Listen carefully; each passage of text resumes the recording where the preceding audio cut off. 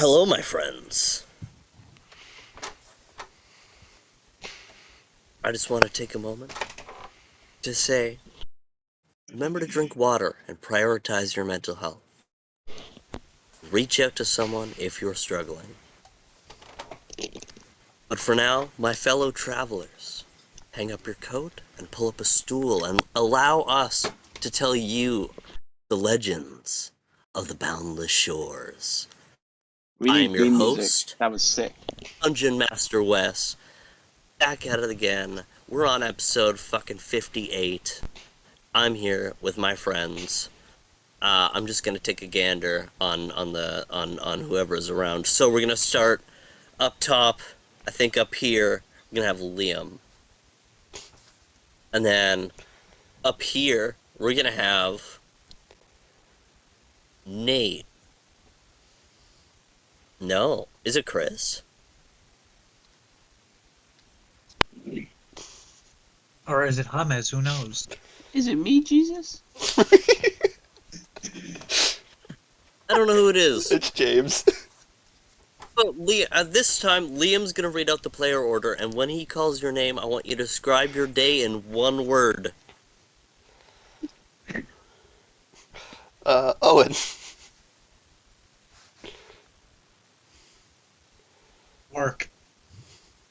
James. Sleep. Me. Star Wars. That's 2 words, but I don't care. It's 2 words. 2 words. Gaming. There you go. Chris. Unassuming. Wes. Long. Nate. Muted. Muted. Wah, wah. Womp womp. Tubular. V. Yeah. Wes, I thought you were gonna say sign. And B, V. what's your word in one day? One word in one. That's my word. No. I'll say napping because it was a lot of sleeping. So. Yeah, me too, bro. Me Big too. word. Big word. I We're have to, here. Episode 8. sorry. I just have to say that it's a bit concerning that V is the only one by themselves on the bottom. Oh yeah, me too. Hello, darkness, my old friend. Hello down there. It's because they're short. Damn. Hey, my girlfriend watches this. She's gonna make fun of me for that. Wait, why'd you guys get rid of your cool backgrounds? I just What blurred mine. backgrounds? There's no background.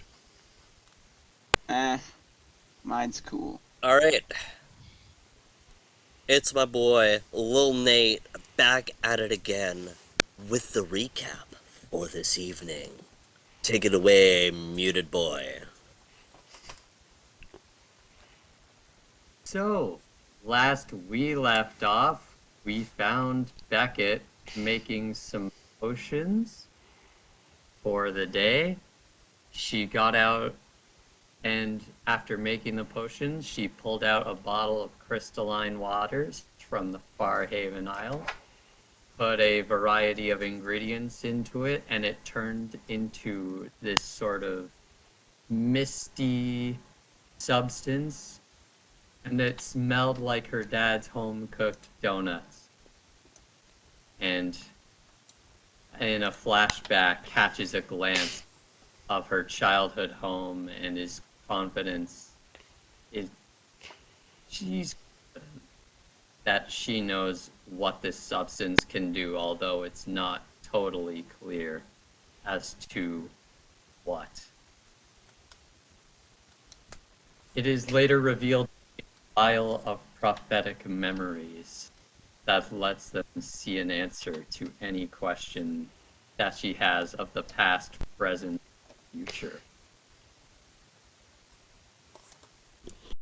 After meandering around for a while, patrolling the deck, Jonathan dives into the water, wild shaping into a dolphin, and swims around looking for anything out of the ordinary, and feels a calm a calming sensation of freedom, joy, and fulfillment as he swims for an hour or two and then comes back and just goes to his cabin and starts resting. It appears my fire alarm's going off, so I gotta evacuate.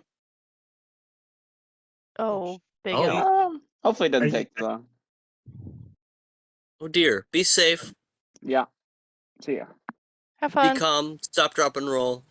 We calling this pause? No. Yeah. I'm sure it'll be fine. Will be. I don't think it'll take long. Will be Probably fine. some dumbass college kid who was cooking food in their dorms. Usually is.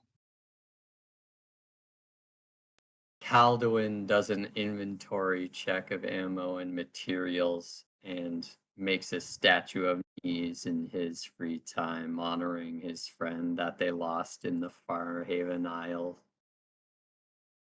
Not permanently, just temporarily, but you know, same difference. We didn't really like Knees anyway. Whoa, whoa, whoa, whoa. Nuh-uh-uh. None of this knees hate. That boy is a legend. Alistair goes into the lower decks and knocks on Beckett's door. Alistair attempting to invoke Beckett's help for a scheme to make money in the markets of Blackmere and needing her magic to do so, convince her to the plan as they both get prepared for the scheme ahead. Tobin goes to the guest room to ask Milo where Gawain is, and then heads to the direction where Milo pointed to and talks to Gawain about his grandfather's murder. Gawain mentions that his grandfather was in a division with himself. Tobin's grandfather was not looking to come back empty-handed from their mission, being an inexperienced and young division looking to prove themselves to their peers and their superiors. Hold on, whoa. What's up? Recapping. Restart that one. I think Okay. there may have been some miscommunication, or I was say again. Gawain says that his grandfather was in a division with Oh, himself. okay. Okay. All right. Let me cover this one because there may have just been a little bit of miscommunication on that scene. Okay. I wish James were here because he was like literally there. But Tobin approached Gawain on hearing the kind of surprising tale that Osiris had told Tobin and the gang about the heralds moving to strike Jeshima before she was sealed. And during this mission, they broke into Tobin's childhood home and killed his grandfather, and then was going to kill Tobin as an infant before Anghor sent Saphiri a vision of a mighty warrior, which convinced and Saphiri therefore convinced the other two not to kill Tobin, as even as an infant, Anghor held Tobin at a high regard, which saved his life that day. And Tobin, when seeking answers and comfort, Gawain, with a heavy shade of regret on his face, discussed the situation with Tobin, and shed a little bit of light on the herald's woes and their trials and tribulations with the gods.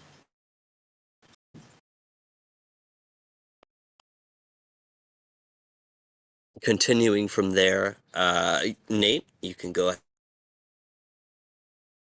Alrighty.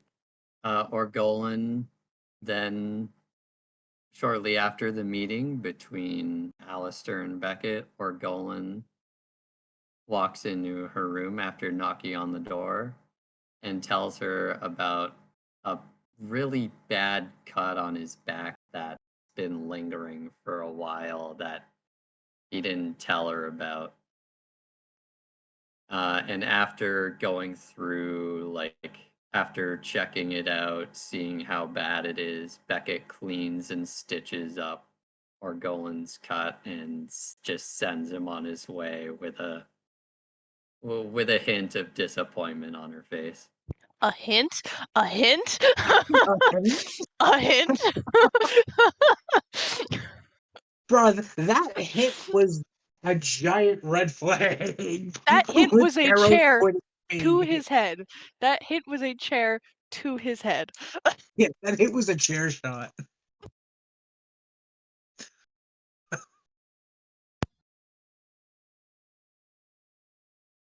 Alistair borrows Tobin's skill rod for the ritual and heads back into Beckett's room and tells her that the ritual is ready to begin as they prepare the circle and their material to summon a genie.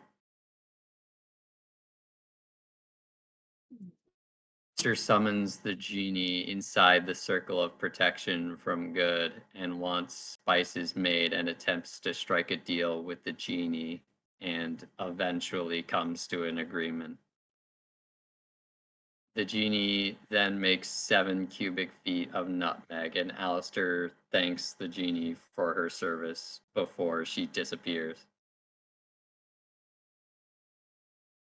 As the party arrives in Blackmere, the new armor gets a couple of looks as Mr. Manning delivers a parcel to Alistair. As he looks upon the parcel, he sees a symbol with RAID on it. There's an E on the end.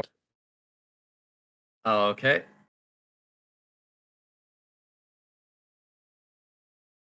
Anyway, the organization called RAID needs Alistair's help in fixing the Matrix for their mechs, and they learn that the organization is a part of the Hatchco family. Yadai now notices that walking down the street that Kiriki's shop is closed, and there's a notice up on the door telling them to go to the Manor's Great Hall. After arriving at the Great Hall, the party, the Yadai Naul and Kay's group discuss who is there at the Eye of Volnar. On the Eye of Volnar, and Kay mentions Fudia? Utia. Futia. Futia. Usually translated to artist or creator. Volnar's domain existed before the Boundless Shores, and Kay believes that the Asherati were a 5th Eldar race before the Boundless Shores existed. Tobin recaps the story of adventuring to the Eye of Volnar, escaping, and then traveling to the Farhaven Isles, and getting out of that situation as well before coming back to the manor. They discuss plans about dealing with Hatchco and the Vanglorious X, as well as discussing on the potential location of Palor's Tier and the bridge Hatchco is building between Valebridge and New Daria. As the Adai now will prepare for their adventure ahead, Calduin knocks at Kay's door, and he asks for a favor from him to pull some strings and asks for some better armor. And Kay takes him to the training grounds. Kay reveals the Asherati statue to Calduin overlooking the training grounds, and he reveals that he talked to a blacksmith in Scorched Town and got Caldo a mithril chain shirt to give him better protection in the battles ahead. A dream opens in a vast temple. Statues of celestials are carved into the pillars with a beautiful mural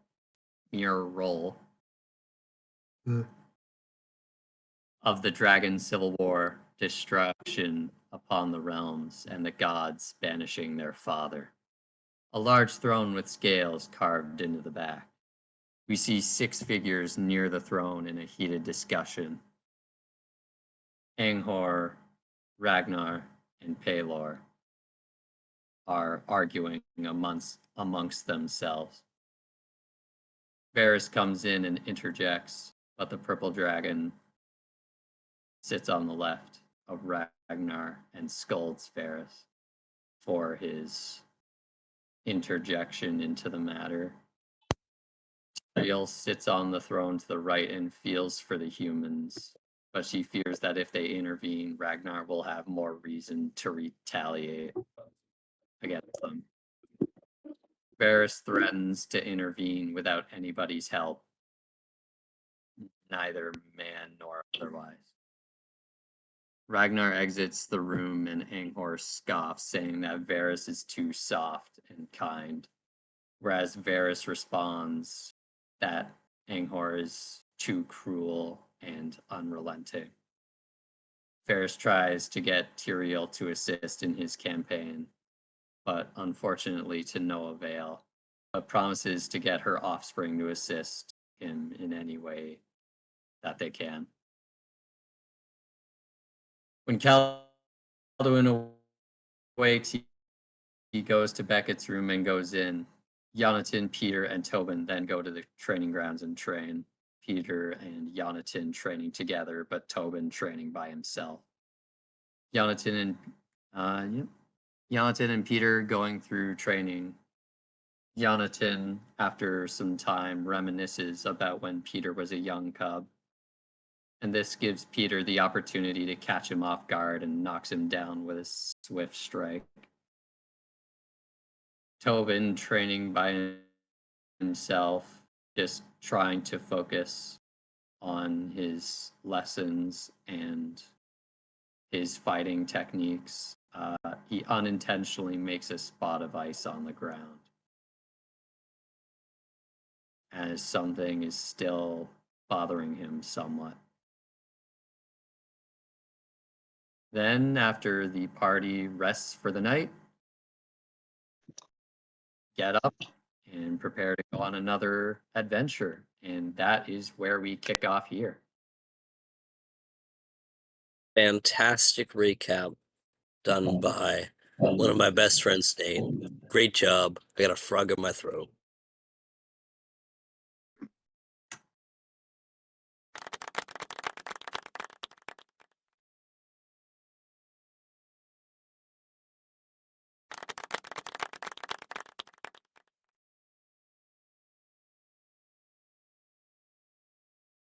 That's not gonna be a problem later.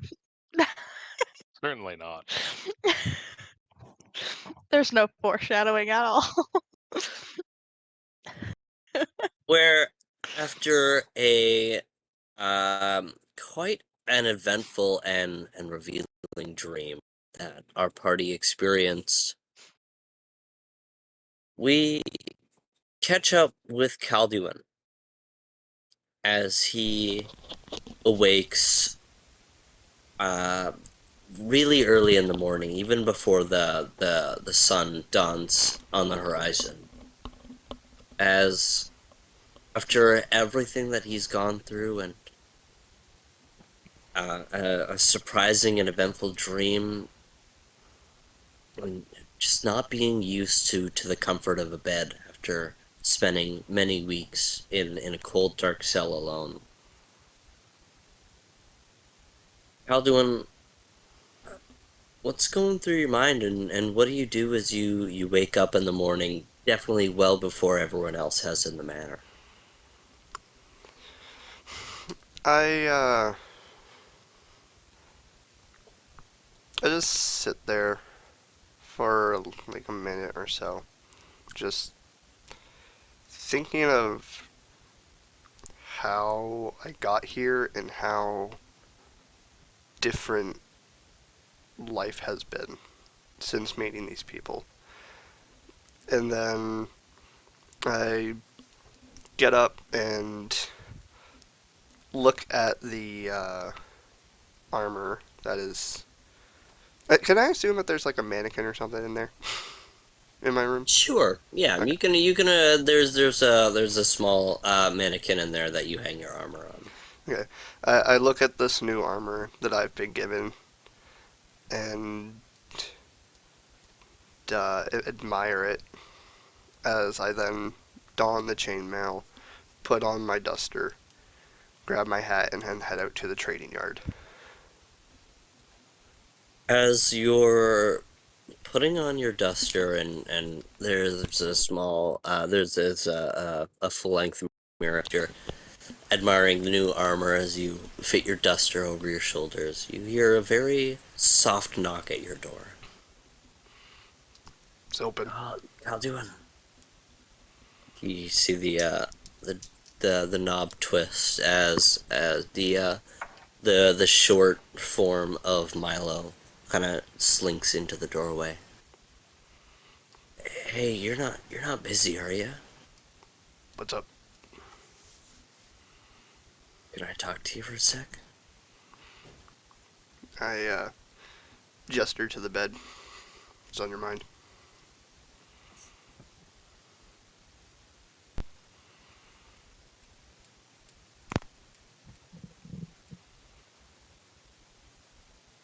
I don't know what to do.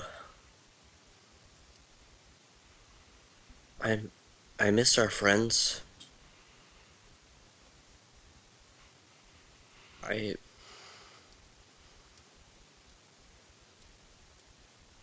Ari was really special to me, and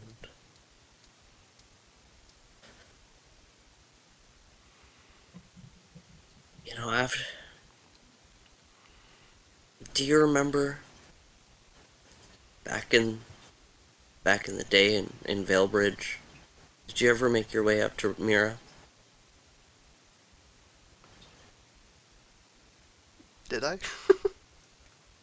It's up to you. Did you? I believe I had once.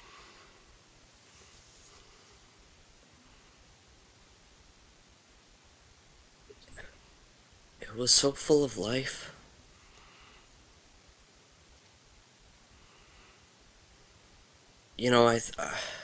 I thought I recognized your friend Tobin's name. I I remember the Archmage, and I remember aspiring to take his job until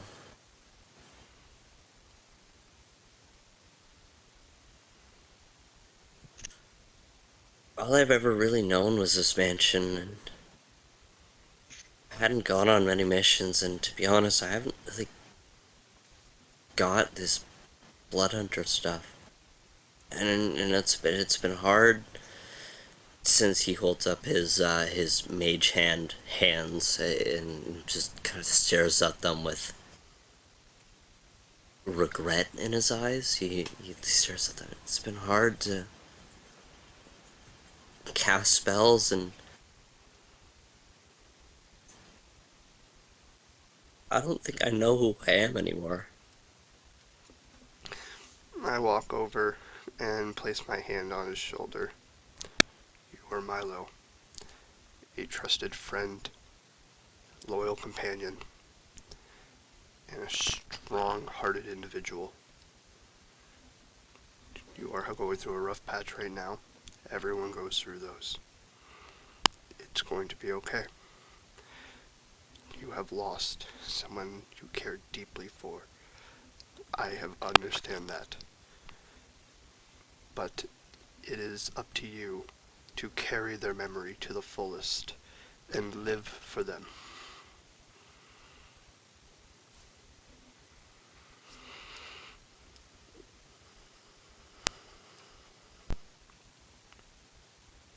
Yeah, yeah.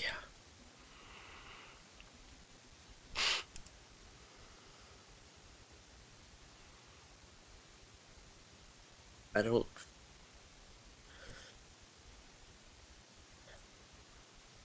Okay. He just squeezes his eyelids so shut as you see streaks of tears fall down. He takes a really big deep breath and goes, "Sorry to bug you." You're not bugging me at all.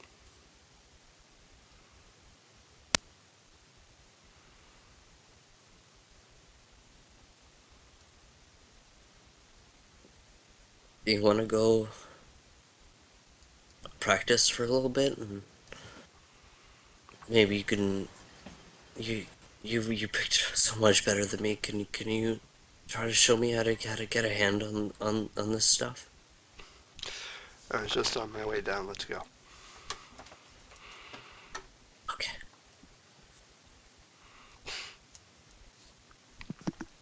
Petition for As an they inspiration point for both of you guys, DM point and Liam point.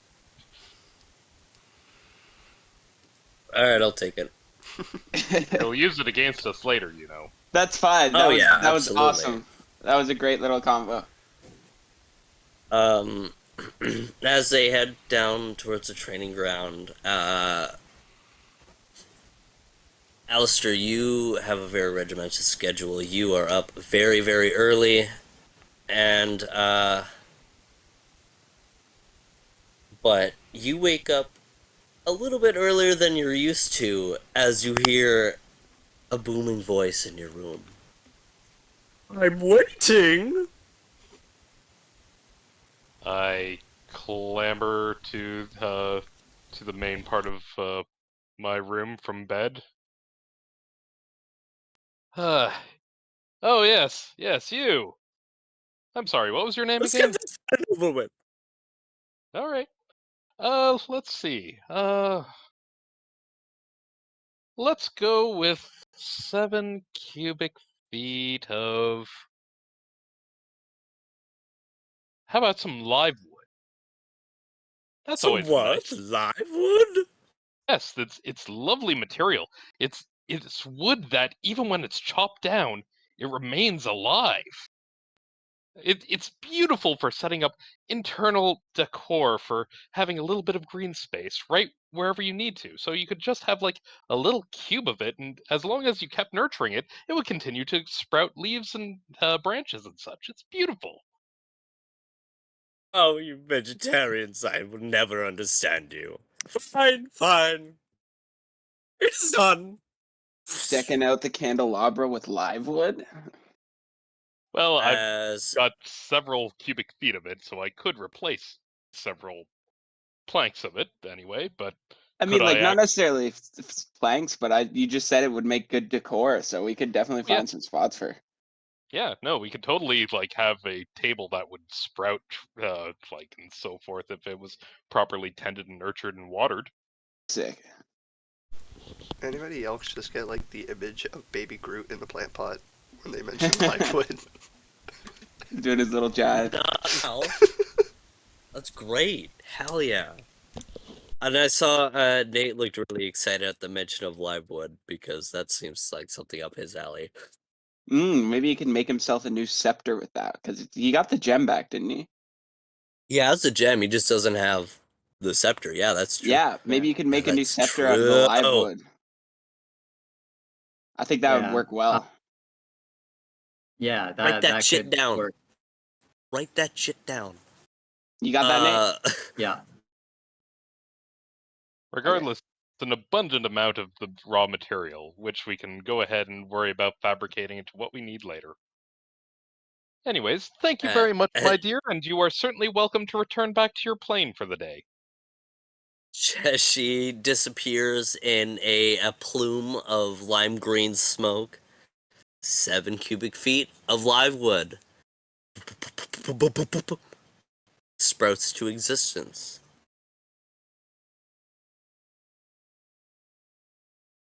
You know, I appreciate my business relationship with her. I'm sure she doesn't.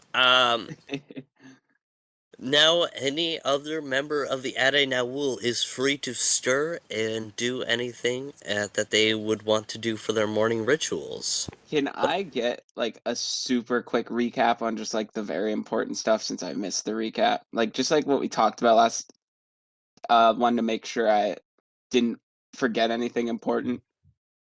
And just like the spark note. Yeah, so Journey Home, or Journey Back to Black Mirror, there was the Vial of Prophetic Memories, Yeah. and then there was the Genie Lady, Mhm. and there was some other just fun moments with Jonathan and Milo and Beckett and Orgolan. And then back to Black Mirror, Mr. Manning gives a letter to Alistair for the raid. Right. Titans. Kiriki's is closed. You go to the Vampire Manor and you discuss with Spheri, Kay, Gwen, Vidale, Mr. Kiriki, and eventually later Osiris. Discover a plan forward. You guys do nightly rituals. I don't think anything like really noteworthy happened that much that like you need to know. We don't remember. And then bada bing, bada bang, bada boom. And then the dream. The dream with all the Celestials. Oh. But yeah, that was the Oh spark right, notes of yes, what the happened dream. last Yes. session. Okay. I recall now. Yeah. Spark notes of what happened last session. Yes, thank you. But I don't think you actually missed anything from when you were gone. Well, As I I'm pretty didn't sure get that through was the just whole all recap. recap. Yeah, I just wanted to Yeah, make sure that was just all recap. I remember. Yeah. Besides Wes dying over what was going on in the background on your video. Oh my god, yeah, your roommate walked by on the video and just like it was I was crying. It was hilarious. Shout outs to your roommate. That made my day. That was hilarious. All right. Any other member of the Ade Nawul? Do they want to stir, or do we want to catch up with the main party in the Great Hall? Yeah, I think Yar. knowing what we're up to next, Tobin's just gonna, after a night of rest in a safer place than what we've been doing, just ready to get moving to what is it, Eris? Yeah. Yeah, so he's gonna pack up his bag, strap all his armor on properly, and head out to the Great Hall to meet up with everybody. Right. Nate. Jonathan is just going to go out to the training yard by himself and just practice his magic, practicing spells for the upcoming Yeah, adventure. you try to sneak out of your room without waking Peter, and all your stealthy skills, you feel very confident that you snuck out while he was still sleeping. But as you're you're walking down about halfway down the flight of stairs, you hear a little behind you on the stairs. You turn around and see the Peter go. As you kind of chuckle to yourself and give him a little scratch under the ear as you both make your way out to the training grounds, as you see Milo and Calduan in an intense sword fight on the other side of the arena as you procure yourself enough spaces. Peter sits patiently as you begin to practice your spells.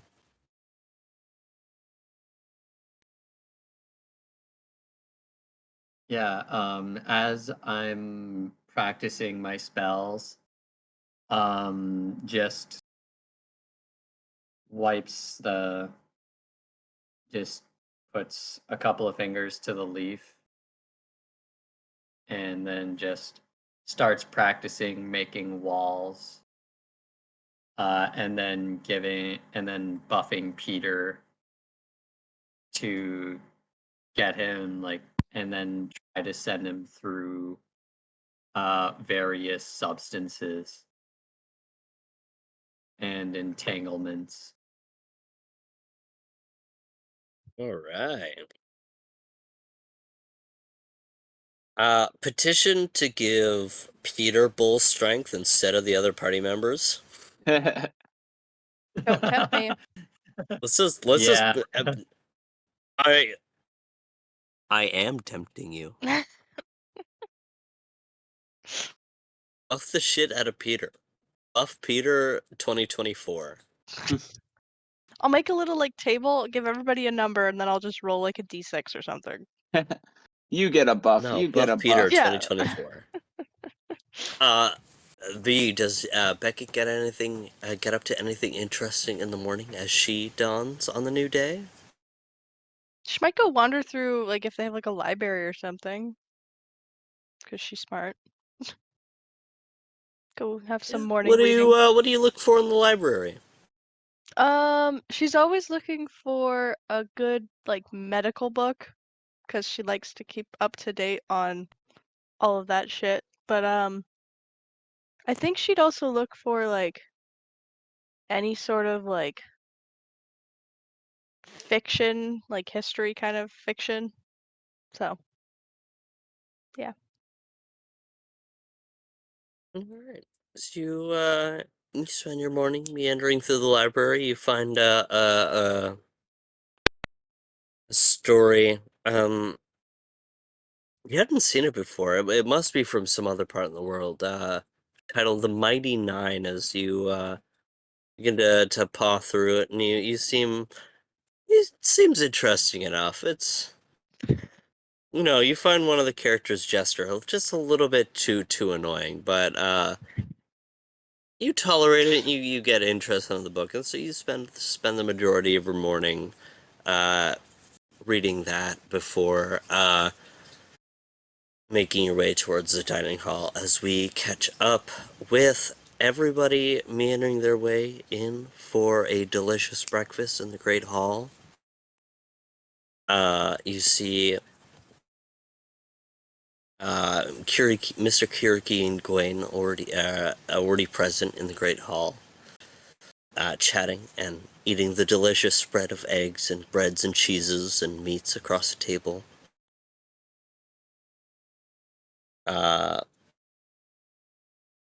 Can I see chat with them? Safiri. I want to chat with them. Since Yeah, I you feel want to like I go ahead wanted to go to the and Great Hall first.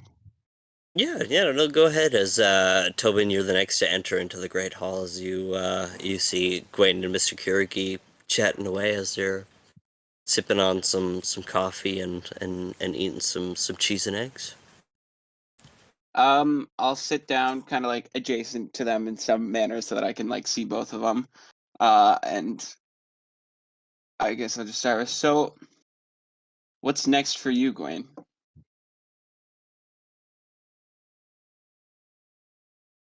That is an excellent question.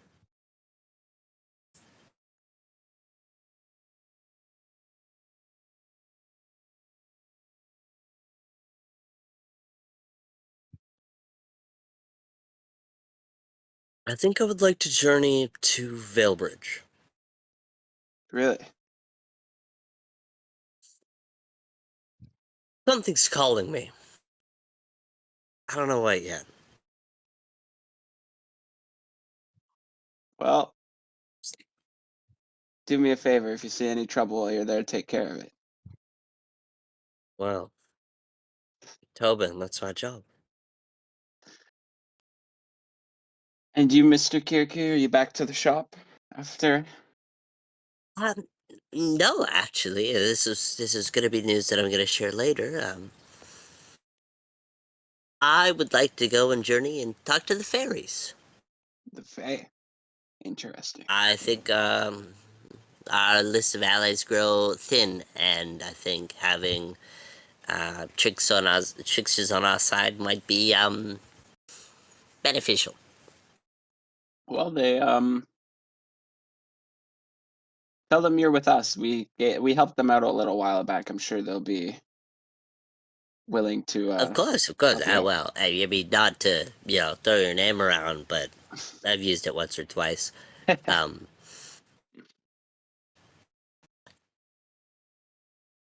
I did wanted to ask, where was that island that Naze went to? Could So you, as he pulls out a map out of his satchel, he's like, could you show me where it is? well, so I'll look around and show off the coast of the Farhaven Isles, near the one island that we are. I'll be like, well, it started here, but it's not much of an island. It's some sort. What was it? A lion turtle? Is that too? The dragon. Oh yeah, it's same idea though. It was Yeah. um, it's that's where it was last. I don't know what speed it moves at, but did we not tell him it was the dragon, or was he just looking like? Do I have to explain it to him, or I can't remember.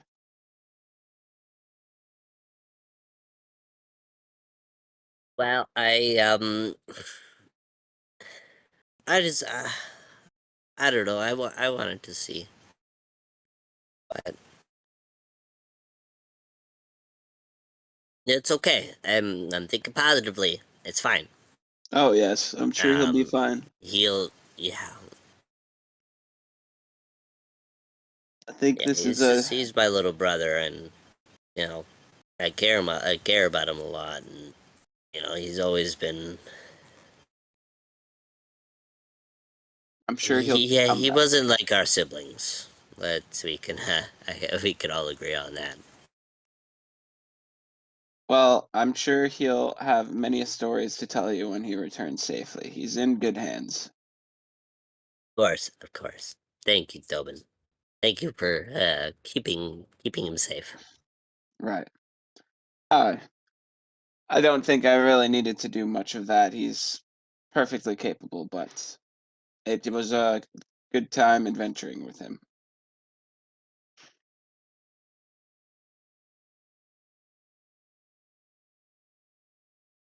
Um, as who enters the Great Hall next? I enter in after training with Milo. Nothing like a good training session. You get your blood pumping in the morning. Ah, I didn't know you guys were out there. much pain. It'll pass. I give Milo a slap on the shoulder. I'm gonna follow those two in, but with book in hand, not paying attention to my surroundings. Let me know next time you want to do some training, Calduin. It's been a while. Make sure you still got it. Please, thought me again. How? He sits down and just Can't feel sinks my into arm. his chair.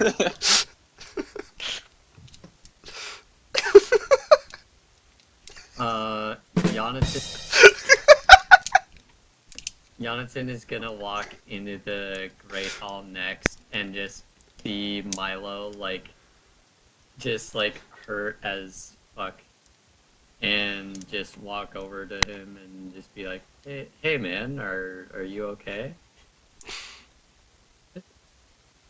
Can you lift my coffee mug to my lips? I can't lift my shoulder. Would I need to cast mending or just a healing spell to heal him?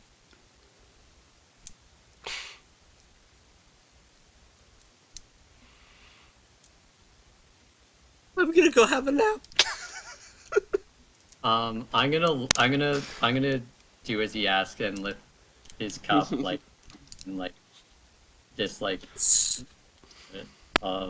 he can get. You know what? I recant that statement, Calduin. It looks like you still got it. It was just a minor training session. Well,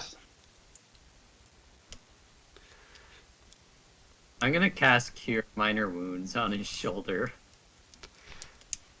Oh, oh, oh, thank you. Oh, thank you. Oh, About this this is why you time, don't train in the morning. All about right, this. if there's anything I can do for you while I'm still here, just let me know.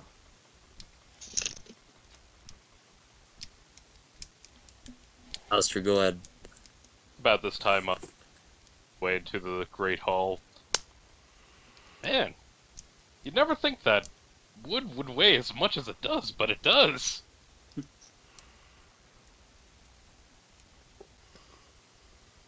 How much wood what? Water over to You Milo. see, You look as though you've seen better days.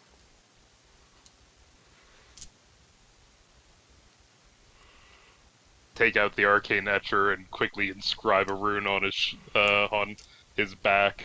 Slap it and activate a repair critical damage spell. ooh, that's cool, that's nice. Ooh, that's cold. Ooh, oh, okay.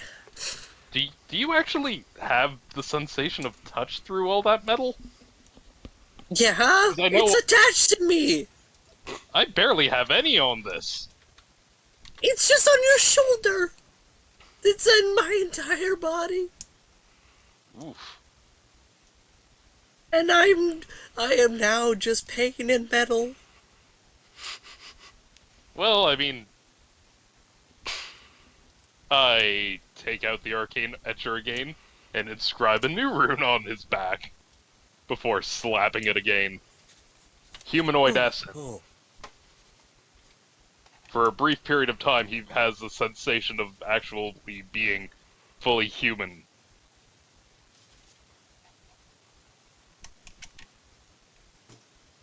oh God. Okay. You got 1 minute of that sensation. Enjoy it however you You see watch fit. Milo's soul leave his body.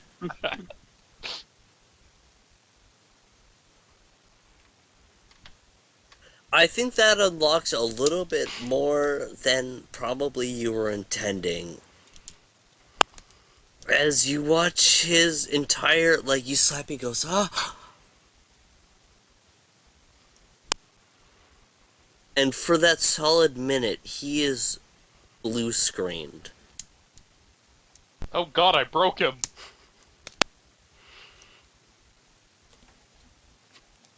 Who here knows how to patch up fleshies? I'm only good with machines. After that minute passes, he buries his head into his hand. Eh, eh, He's gonna be chasing that don't ever high for the touch me rest of his again. life. Don't ever, don't ever touch me again. Okay. I need to go. And he shoots up from his chair and disappears. Okay, bye, buddy.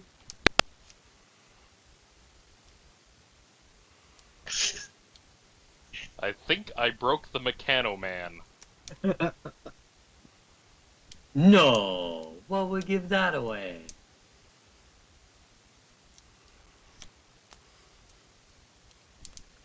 I walk over to Beckett and just put one finger on the book and lower it down. It's like, you're going to join reality? No, I quite like it here. Shame. Yeah. Picks the book back up. I'm glad I haven't mastered the greater version of that spell yet, otherwise I could have offered him to get drunk.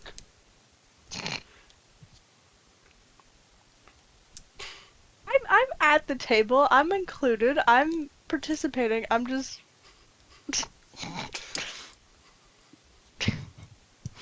She's got like her knees up in the chair reading like a toddler because she'd rather read than actually be a part of big discussions because they're scary.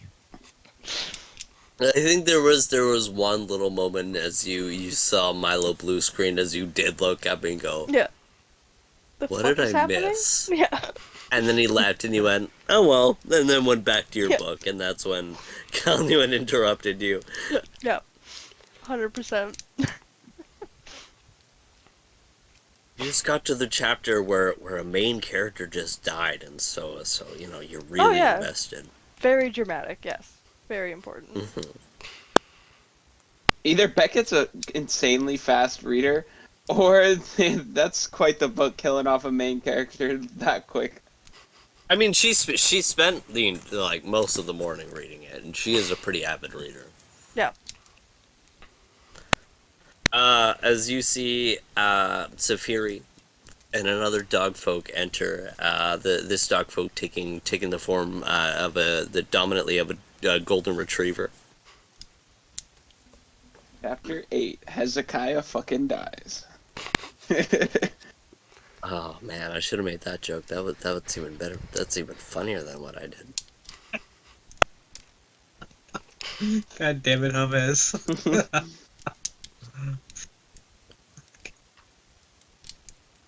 Sorry, who'd you say came in? Safiri and Okay, that's another what I thought. dogfolk. They oh, good morning. They mumble as they continue their discussion quietly to each other. So you see, Vidal and Kay enter through the door to Kay's study. Both of them not looking like they slept too much, as you see like a frazzled, worried look upon Vidal's face. But as she sees your party gathered, she collects herself as it fades to a soft smile. Good morning, everyone. Hello. And she joins the table. Morning. Did everyone sleep okay? Well, overall, yes, definitely interesting dreams, but Yeah, you too. yeah. Me 3.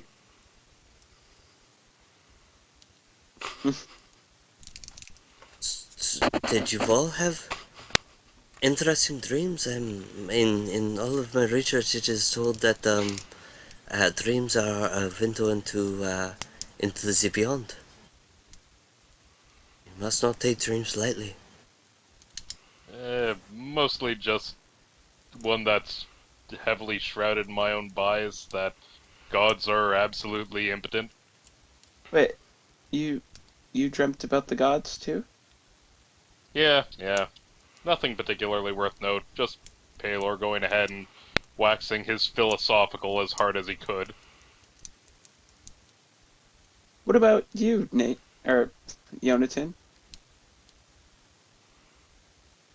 Yeah, that's really strange because I dreamt of gods having an argument and like fighting amongst themselves. I look around at everybody else like, and you guys? Yeah. Huh.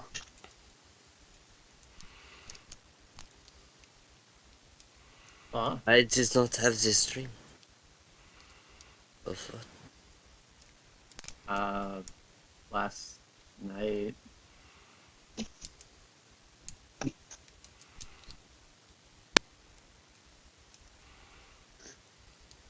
Yeah, it was like it was I recognized Paylor and Varys and Tyrael. I believe another was Arcanos. Yeah, that sounds right. Then I suppose it wasn't a dream at all. In a manner of speaking, at least. Like a glimpse into the past. I want probably not the past. I don't see why it would be the past, but I feel like we just saw what they were talking about.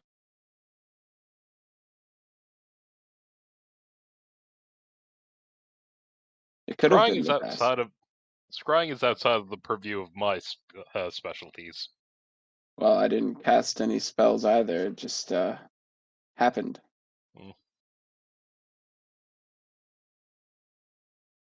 An odd, warm breeze not passes through the dining room, but you almost feel the sensation of it dancing past your neck. I think feeling that I'm gonna say I feel as though despite not being allowed direct interactions with us, at least one of our godly compatriots is letting us know that they're fighting on our behalf.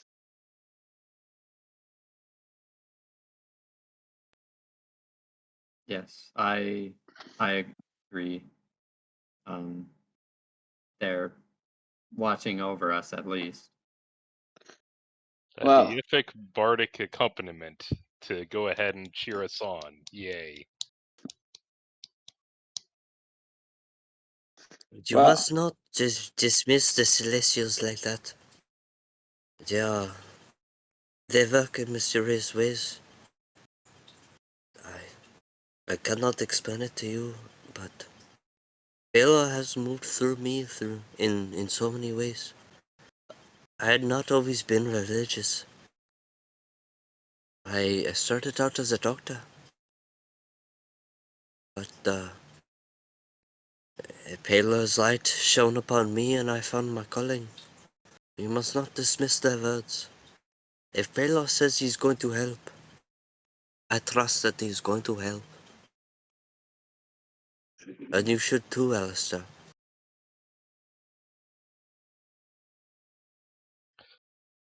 I'll believe it more when I see it.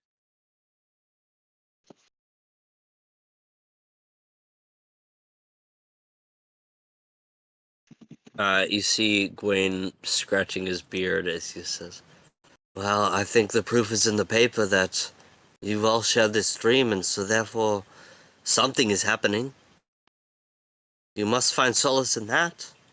If anything, Alistair, I understand your tribulations with the Celestials, but there I are can cogs moving beyond our understanding. I can acknowledge them as powerful beings that rely on our faith the same way that you would see a lamprey attaching itself to another creature to suck the blood from it. Yeah, sure, they're there. They're powerful. They can do whatever they want, and they ultimately have created this instead of something far greater. There's so much more that could be accomplished with perfection than the failure we see inside of the entirety of creation. so despite That is the mind that, of a... what up? Go on. No, you go So, on. so despite that purview, why do you still choose to join us in essentially our quest to save this, as you call it, imperfect realm? Because it's where I keep my stuff.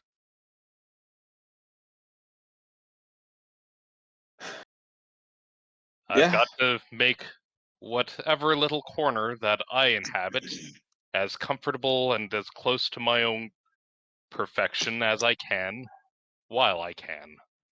well, whatever your stance may be, you're a valuable part of our ragtag little team. So, Thank you.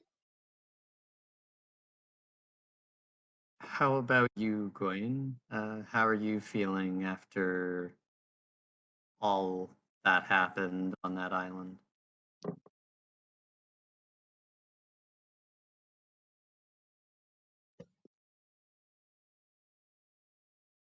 There's more work to be done. And the work won't stop until I rest.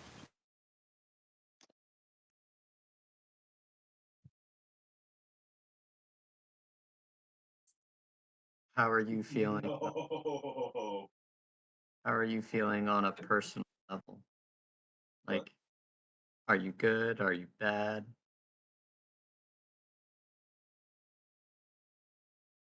Somewhere in between? I love your mind. You young, naive sage.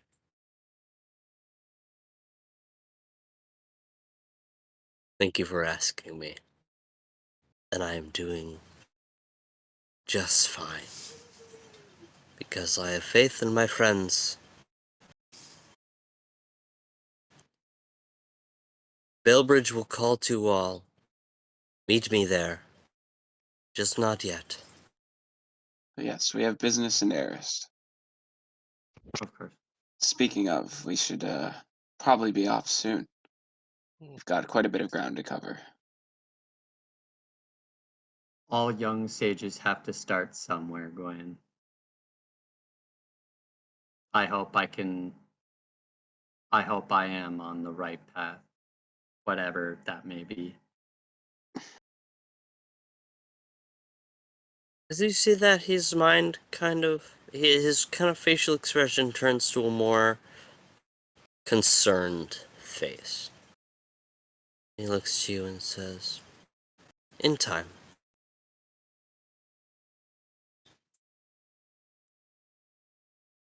Of course. I shall see you later then.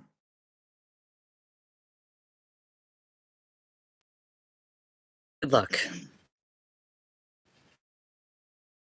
Jonathan gets up from the table and goes to the entrance and waits for the rest of the party.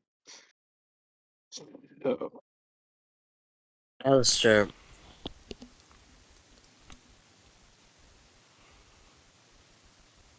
you speak with the mind of a mechanic. Remember, your heart is not made of metal. And some things are just beyond you. And that's okay. Troll is an illusion. You may try to harness it. You may try to bend it. True freedom is knowing when to act and when not to.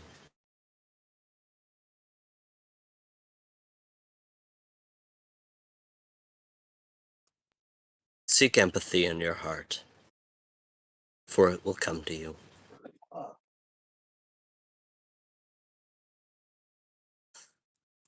And I would suggest bonding with Kalduan. I think you two have a lot in common. And I think you could learn from each other and grow into the people who you were meant to be.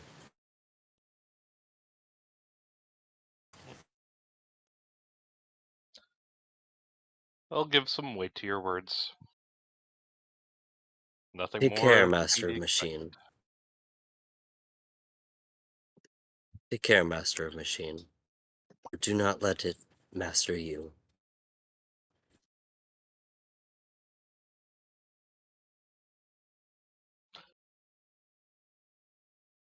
With that, And I now will... Sorry, with that, you go ahead.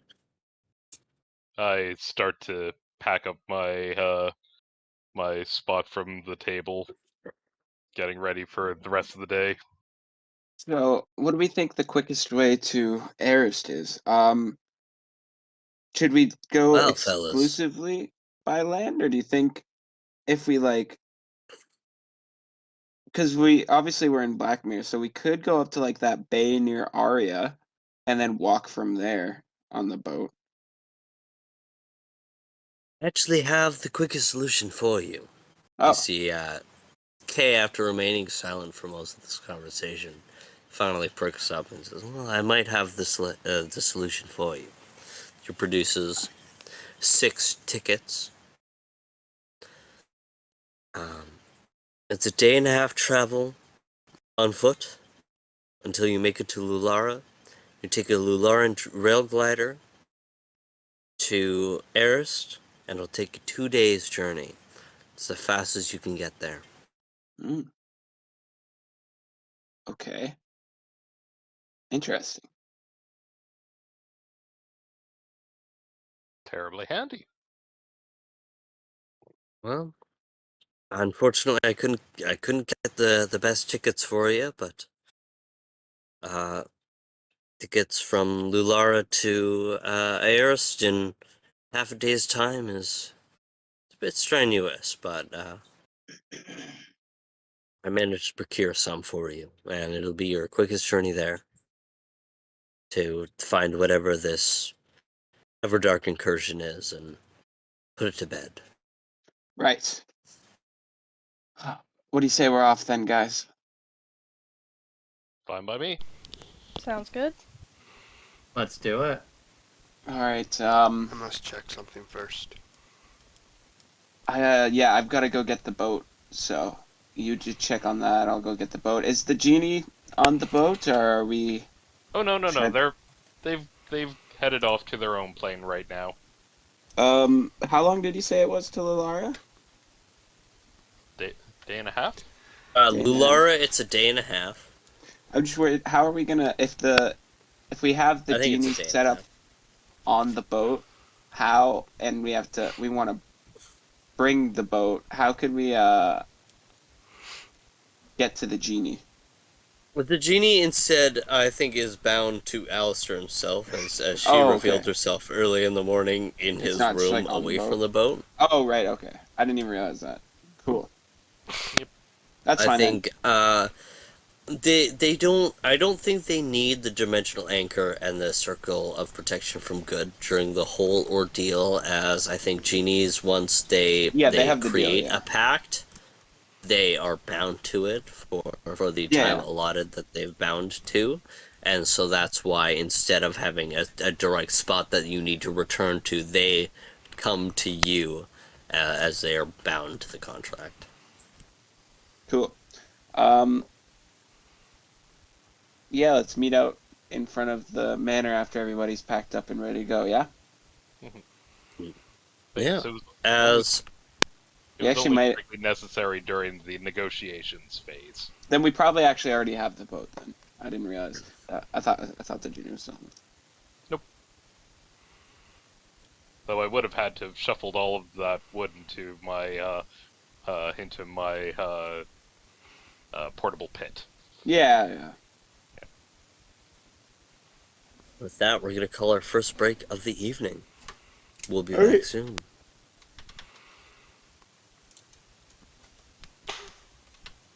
The Ade Naul gather at the front stoop of the Vampire Hill Manor, all ready for their journey ahead. Alistair, you once again cringe at the sight of their cart, crudely painted over with camouflage paint over a black background. Led by a horse who looks very buff.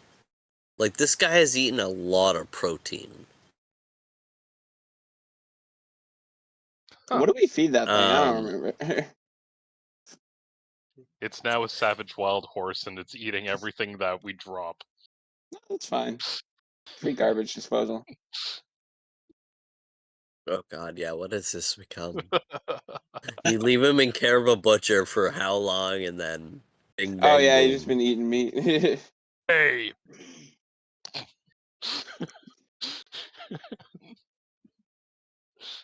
As you all gather into the cart and make your ways out of Blackmere and onto the mainland of New Daria and onwards towards the capital city of Lulara, is there any discussions between the Ade Naul that take place?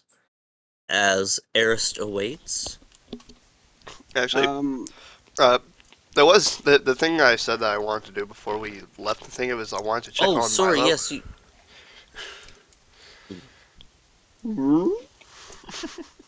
Uh, reverse. reverse. Take it back now, y'all. Uh, you go towards Milo's room. So you knock once the door. Yeah. It's me. Can I come in? Yeah. Come in. I walk in. You okay?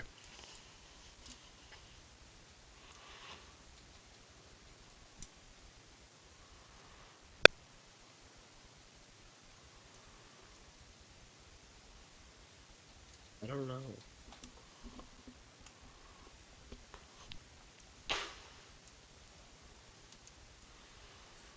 Kind of fucked with me if I'm being honest. I didn't.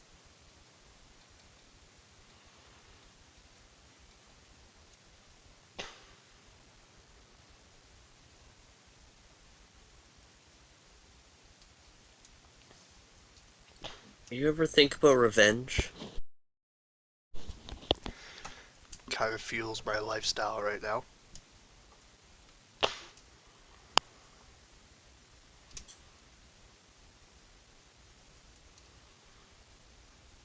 Do you feel good?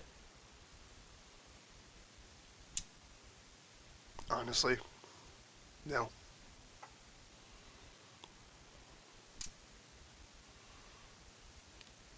But it's the friends I surround myself with that helps. Have so much anger inside. And I don't know where to put it. And I feel like you're the only person who'd understand. Why do you think I train every morning?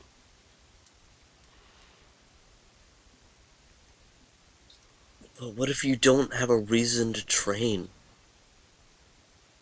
You don't have a reason to live. It's why you find a reason.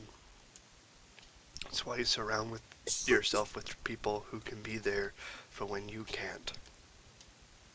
Hell, I can't.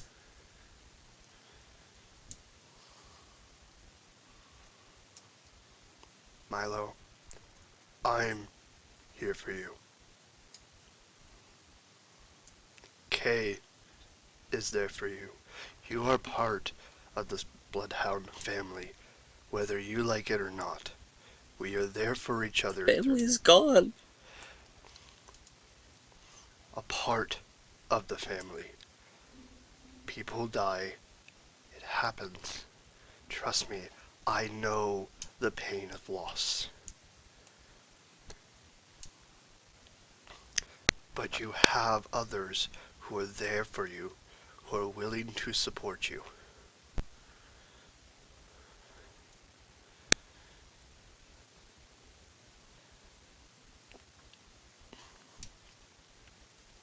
It may seem I like the should be nicer to your friends, but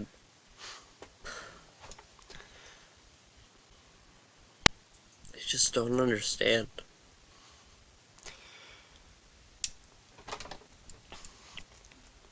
well then let them try. Give them the chance to.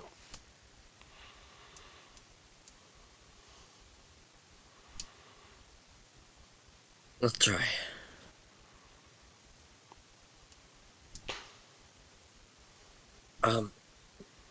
Okay, hold on.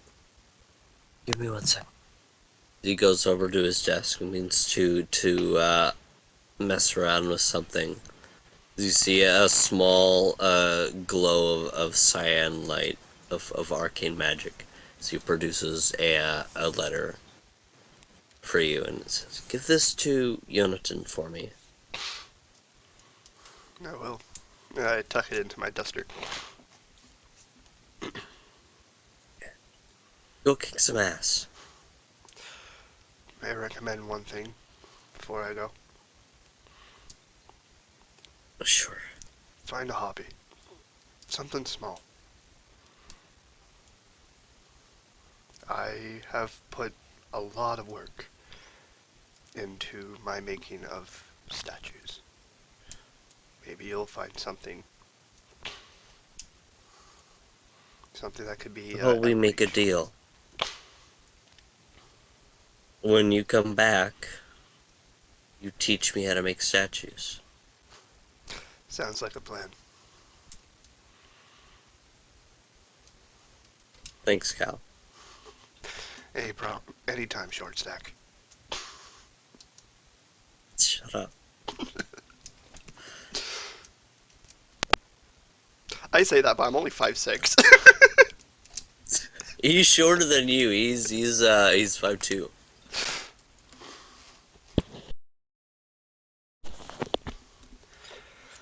Well, I probably should go. They're probably wondering where I disappeared to.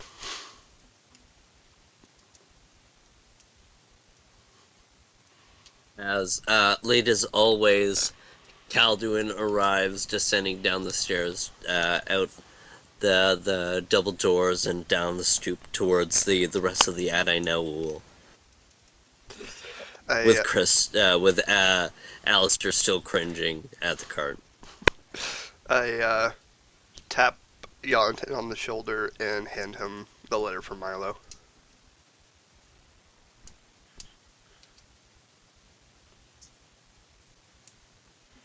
I take it and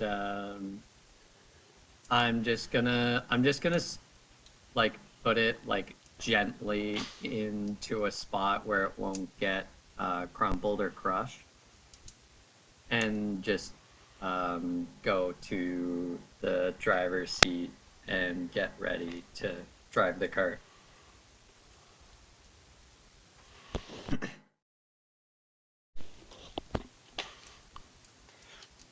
I walk over to Beckett.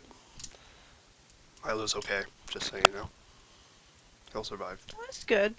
I'm still reading my book. Just fully into my book. I'm just like, oh, okay, great. Good news. You were talking about positions of camera. You are but a pea in comparison to the rest I of your know. camera right now. I know. It's because I'm sitting in the corner. There you go. I'm back. There we go. Now you are no longer a I'm character just from like, VeggieTales.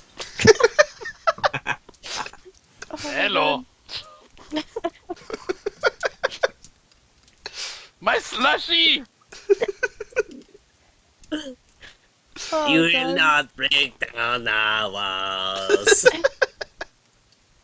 I haven't seen that one in Oh. ages. You look like this in the corner. Smalu. Oh my God. Uh, The problem is I am that size in real life. So, like, there's not a whole lot I can do. That's why my Hey, character's 5'11". you're not that tiny. Your character is actually 9 inches taller than mine.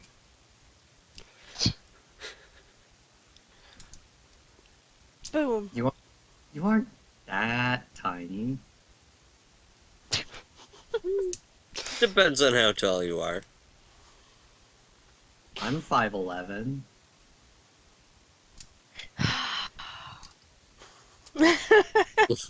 I'm 5'11", and I don't think you're tiny. I am They tiny. probably use 3/4. How tall are you? I'm 5'4".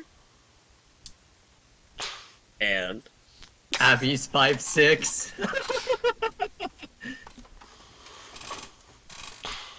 My girlfriend's sure, people 5'5" always and love to makes fun use of their, me. oh, I'm 5'4 3/4. Oh no, I don't give a shit. Yeah, it's because you're short. You just Yeah. accept it. Oh yeah, I did. well I'm 5'11 3/4, so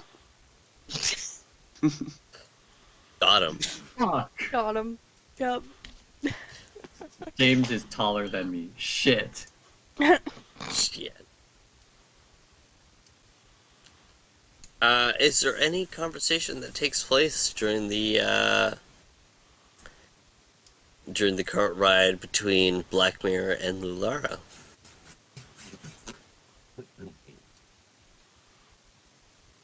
I unfold the uh, the portable pit so that way it's got enough room that people can choose to head down into the workshop if they want.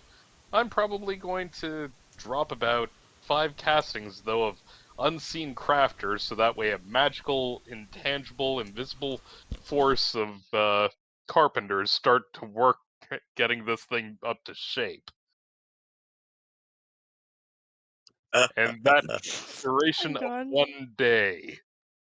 So I Damn, again we about to have a tomorrow. sweet cart. It's at least going to All look right, well, presentable, damn it. you go ahead and think of the outcome of what the cart is gonna look like after the spell is complete.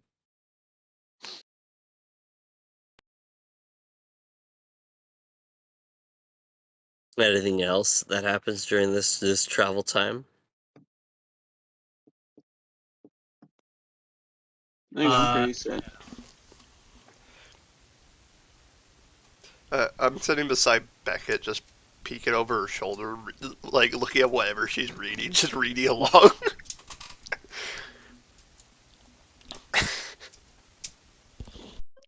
Oh God. Every once in a while, I'll notice and just be like,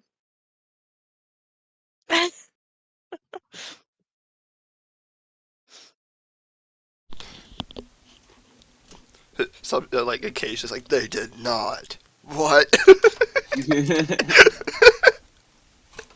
Oh no, she didn't. oh my God. hey, Argolin, how are you doing back there? Don't interrupt my meditating. How is your meditating going?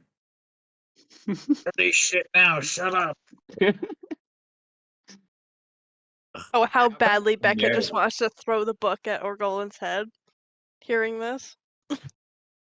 Argolin, do not make me turn this cart around, or I swear, Paylor.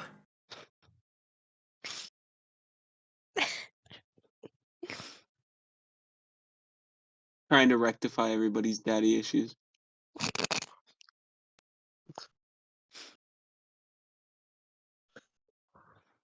Bro got village issues. Yeah. Takes a village. Oh. It takes a volcano exploding. Damn. And a purge. I feel like that. Yeah. It's one of his burning passions. Oh my God. Ooh. No, Alright. I'll give him that Give one. the sound effect. I'll Oh. give him that one. No Alright. way Owen got that. Alright. Sometimes, You guys have not been trolling me as much with the sound effects. I'm not saying go to the extremes, but you can do with a few. sometimes sometimes your village Oh my just god. burns. It's okay. I didn't. Sorry. I didn't realize there. I forgot there was a cricket, dude. I can fix all our awkward silences. Excellent. To the There's a Lara people. cricket? Yeah, there's a Yeah. cricket. There's a cricket. Oh my god, we need to do this every time no Yeah. one wants to do the recap. Alright. Yeah. So Yeah, these are hilarious. I'll just after that brief conversation, I'll just resume paying attention to the road and Nope, we driving. crashed and died because you weren't paying attention. Terrible driver. All distracted driving. Hit the That's get the a duck end fine. of the walking campaign, across. guys. That's how we die. We just fall into a ditch. We hit a tree root that's grown through the road. Splits the cart in half like it does. Yeah, I know. I guess we're just mostly just eager to get to our destination, figure out what the fuck's going on. So, On your journey, Orgolan, you've been meditating near the back of the cart. And after your interruption with Yonatan, you returned back to your meditative state.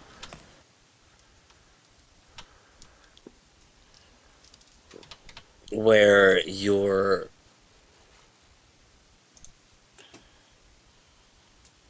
feel the sense of a familiar chill wash over your shoulders as you feel yourself being pulled into a vision once more return to your home.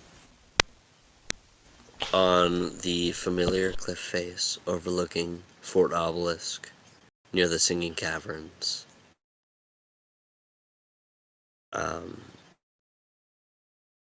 You look to, maybe see a member of your family as most of these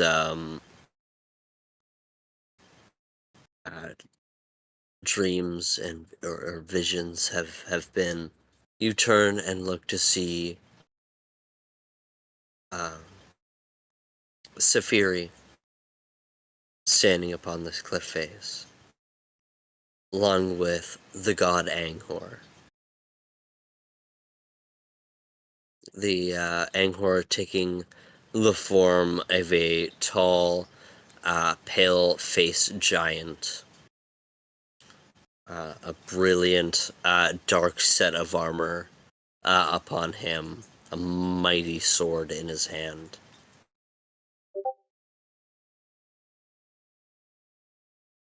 As you, Safiri, and Anghor stand upon the cliff face of your familiar home. You see Safiri growl towards Anghor. Why do you stand stagnant?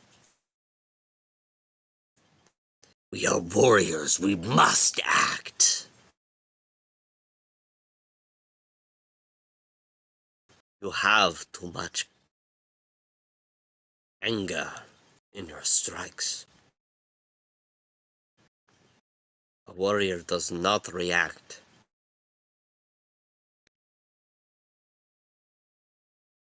He stands his guard, waits for the moment to strike. The moment to strike is now. You have gone soft, Anghor. This is not the god whom I serve.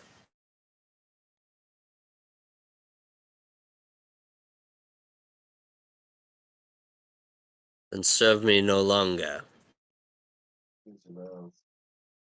if you must. Return to nothing as you were nothing.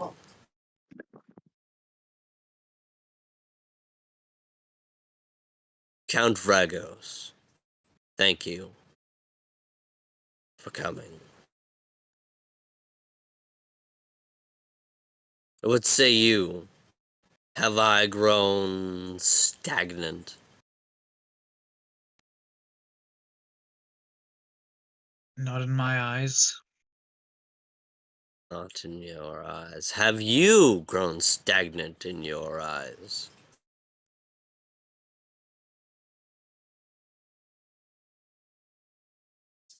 In certain aspects, yes. Are you noble?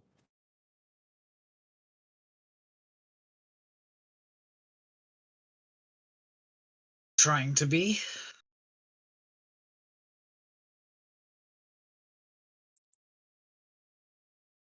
It's not an answer. Count Vregos, are you noble?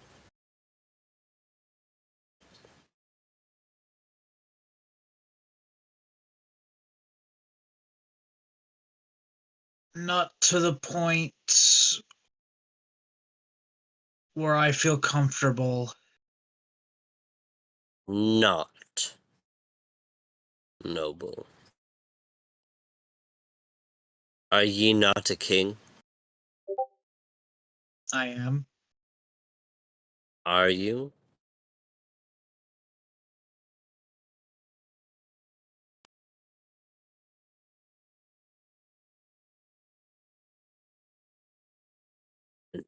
it.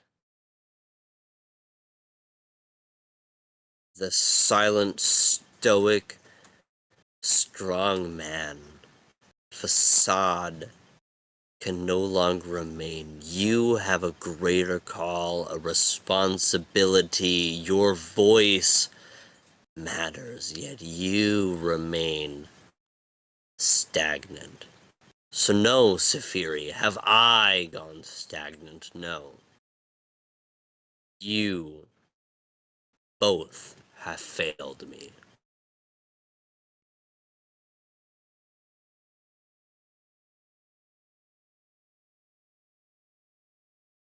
Have I not given you both what you wanted?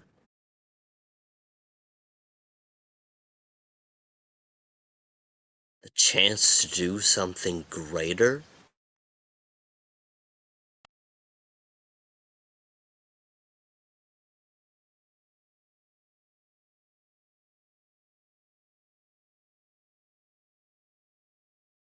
Red goes, you cannot tell me you would have been happy in your brother's shadow.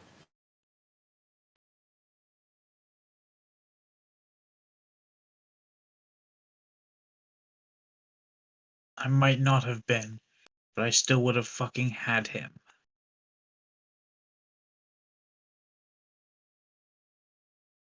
Saphiri, your sins were enough.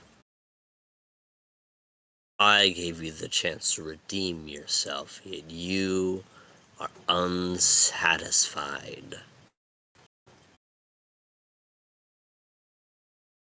Fine.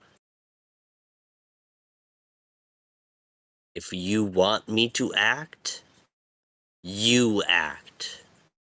I challenge you. I will call on you both soon. Get out of my sight or I'll kill you right now. As Orgolan, you are shocked out of your vision as the cart hits a bump in the road. As the dirt road changes to pavement as you cross onto a bridge heading towards the town of Lulara. Nay, city of Lulara, the capital Yeah. of Nudaria. The Um, man-made island city of innovation and dreams.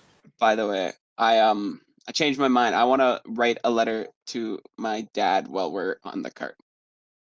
Just kind Oh of fuck yeah! just What does detailing, the letter entail? yeah, just detailing the stuff that I've learned about my mom and apologizing to him, not for probably for like things I may have said as a child, like not understanding where like my mom was, but also just apologizing that he had to go through all that, as well as letting him know that I'll be returning to Veilbridge sometime in the near future after we finish our business in Arist. And that's the main chunk of what the letter will be. Amazing. I love that. Yeah, hell yeah. So you finish writing and seal the letter and tuck it into your pack to drop it off in a mailbox soon. As I need to call another break, as I need to pee. Okay. So we'll see you all soon. As the Adinaul's cart slowly being transformed by Alistair's spell drifts into the man-made island of Lulara. Yeah, that's As all he did. He they, just added a little handbrake so we can drift. yo, sick. It's just a stick that rubs on the Um, ground. you just try to drift and you break all the horse's legs.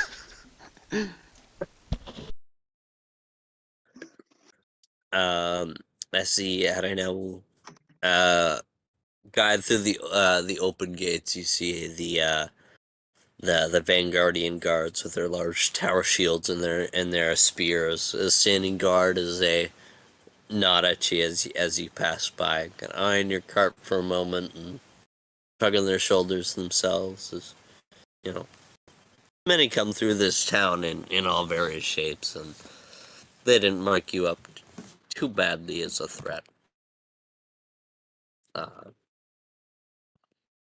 Which is their problem. As you Thought we were guys gonna have to do follow that whole the ID card thing again, or is that inside? Didn't we have like visitor no, not passes or this time. something? Cool. No, not this time. You guys are good. Honestly, yeah. To be honest, you guys get instead. Let me change this. As you guys drift through the guards stop you for a moment as Tobin, you whip out the document from Emperor Killian as you show it to them as they nod and pass you through Fair enough. without an inspection. Dude, that's how you get. That's literally straight out of Ocarina of Time. Get past the guards with a letter from the castle. As you follow the address on the ticket, as you park your cart and you take your horse to the stables where you pay 3 gold to have it taken care of for your for the time that you're away. As you ascend up the staircase towards the rail glider station. As you see above the skyline of Lulara, you see just it's very basic. It's just a flat pavement, basically patio. As you see the rail, the monorails descend all around the cities, as well as out towards outbound cities. You guys get in line for the outbound rail glider towards Eris. You will notice a sectioned off area guarded heavily by vanguards. As you see a few individuals with finer clothing, they approach the guards and begin to speak with them as they allow them to pass through. As yours are, or just general passes, you get in line just to go in the regular carriages. As you see, the rail gliders are they're an ovular shape made mostly of wooden and burgundy panels. The section above that is entirely made of glass, with a sloping domed green roof above, as these carts are all connected up to the front locomotive that guides these monorails across.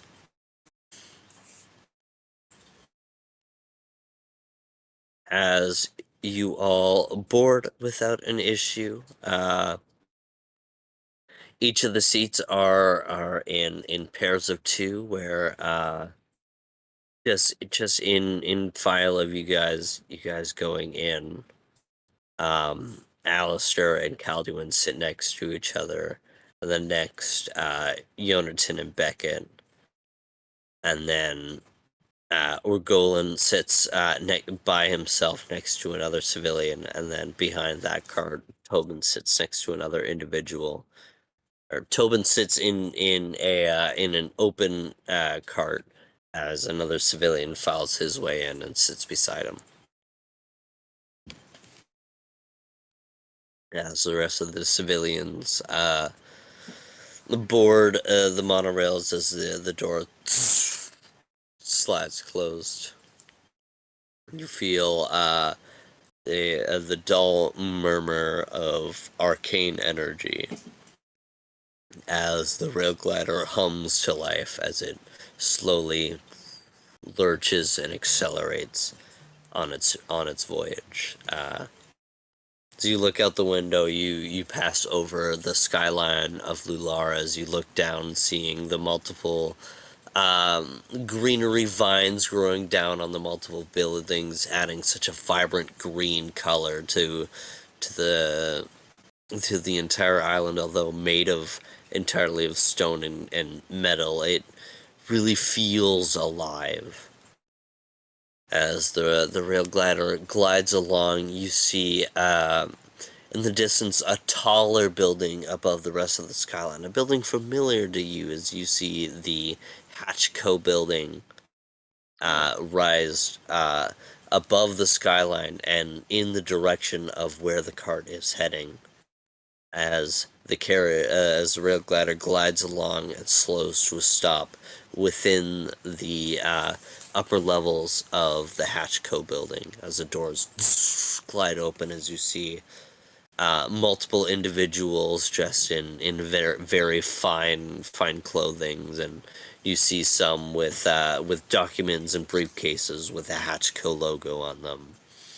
They all find their seats as once again the doors close and the rail glider glides forward as it takes a left turn away from the main city, and it begins to glide over a bridge over top of Lake Iridias. It glides over the lake and towards the swamps. And as you see this bridge carrying the rail glider is running parallel to the dirt road beside it, as you see a few carts rattling along by it as you glide much faster alongside of them, leaving them well in the dust.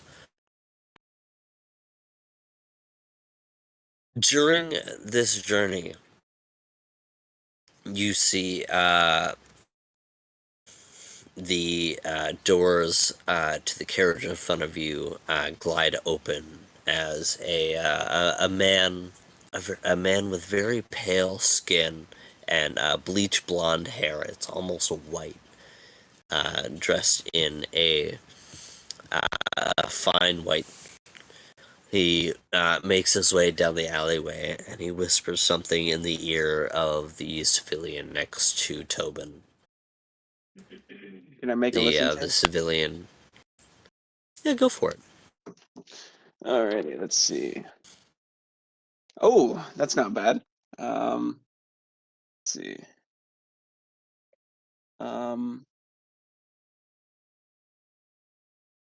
Where are my ranks? Listen. That's gonna be a 22. Yeah.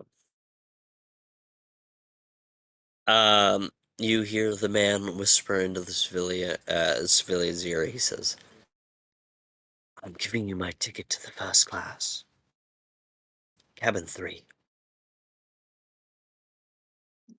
As the civilian stands up and nods towards the man and promptly exits the carriage as the man sits next to Tobin, settles in and relaxes a little.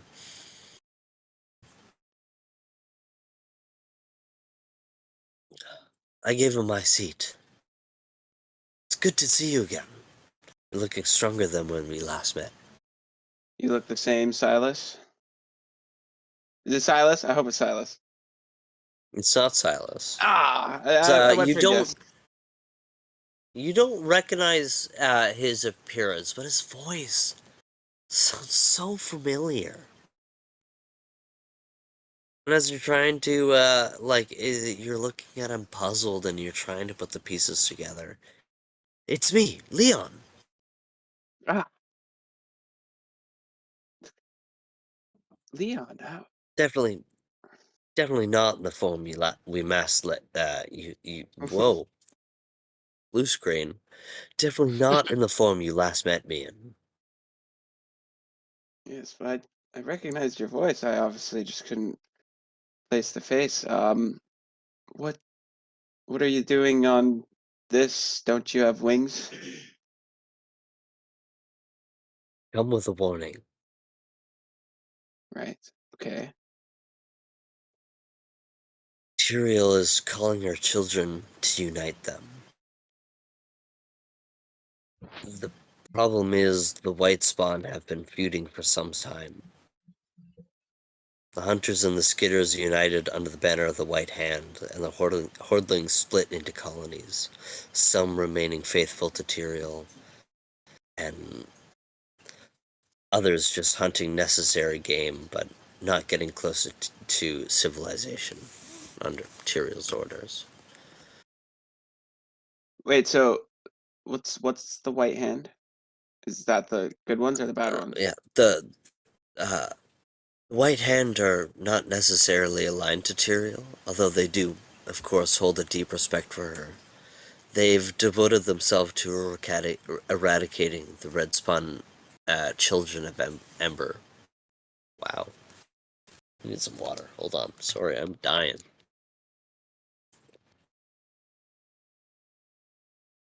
Drink water, kids. Can I try that sentence again? You can try. You can certainly try.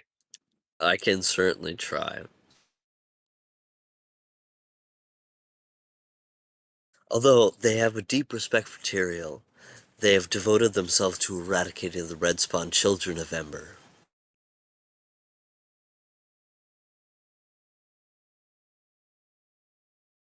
Okay, and what of this warning?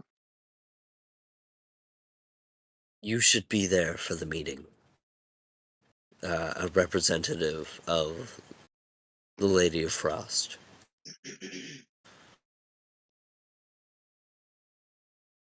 I think with your strength and your nobility, I think you have the capability to unite them. Where is this meeting? It's held in 2 weeks at the cave where we met.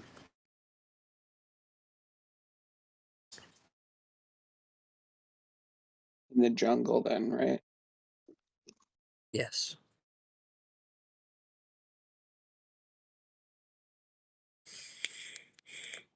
Was that in Angkor? Can't remember where that Yeah. was. Those Yeah, okay. in New Angkor, yeah. 2 weeks. What's the travel time like from Eris?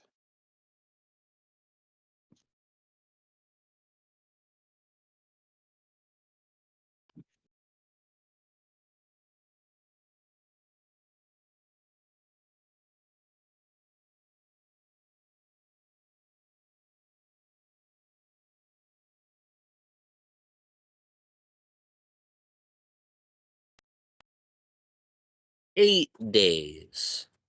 Wow, that's a long time. Yeah, it's kind of like, yeah, it's kind of a little close.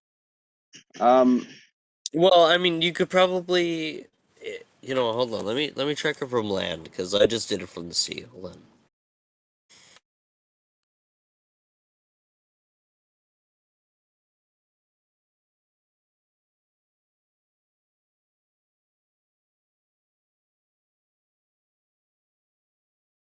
It only takes you 6 days if you travel mostly by land and then a little bit by water if you leave out of Palos. okay. And we'd be getting to Eris today, right? Like on this, Yep, you'll be okay. getting Eris today. What of my companions? Can they join me? I'm sure they could come, but I'm not sure if they could intervene. Right. I It just, depends on the challenge. They're a lot more wild than us purebred dragons. I don't know what to expect of them, especially the hunters. They're a cunning group. I would not underestimate the White Hand. so hold on. So it's the White Hand are the one, um, hunting down the red spawn, but then did you also say so then there's ones that are just purely loyal to Tyrael, and Yeah, ones so that are the like, hordlings, some are purely loyal to Tyrael, and then others decided to split off in their own just wild colonies, not bending to a master. You can ask them like why, because there's a reason. Sure. If they're children of Tyrael, why is it that some of them have split off? Do they not have a sense of loyalty?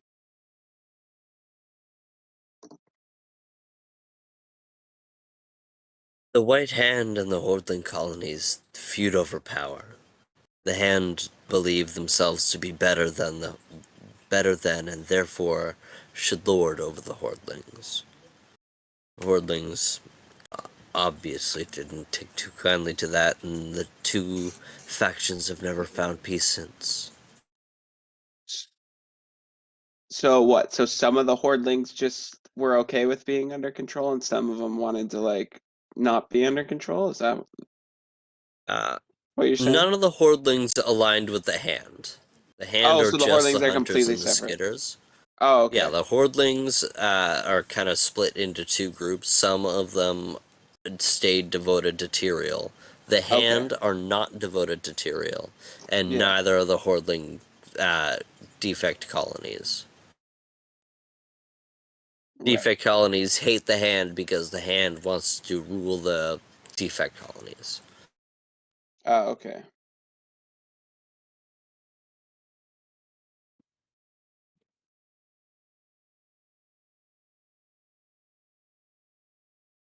Um. So. So sorry. So what is this meeting? She's meeting with the ones that are loyal, or? She's meeting with everyone, Oh, okay. which is what the warning is why he's saying you should be there. Right. Um. Okay. Assuming we can wrap up our business in Arist, with time to get there, I'll go there. But this comes first. You need to be there. Right, okay.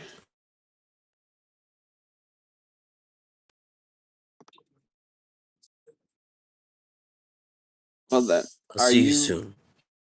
okay? Sorry, go on. So are you just here to deliver a message, or are you on your way to Eris as well?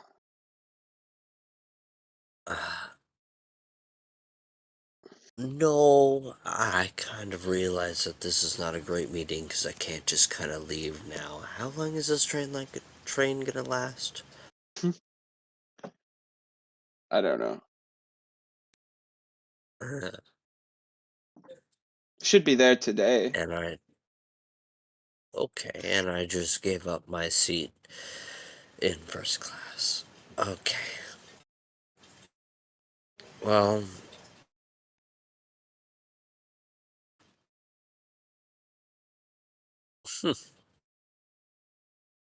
just gonna slink back into his seat and just not say anything else.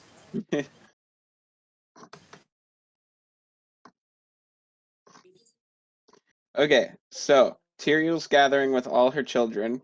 Some of them are called the White Hand, and they're not necessarily loyal to her, but they're not necessarily like against her. They're just hunting down the red spawn. The and then and those are the what hunters and are these like actual names of like white spawns? Yep. Oh Yep. yeah, I know the The Hornlings are hunters okay. and the skitters. Yep. Okay. And then the Hordlings, some of them are still like just loyal to Tyrael, and some of them are off being wild because they don't want to be controlled by the White Hand. Yep. Okay. And then, did he say what the meeting was about? Um.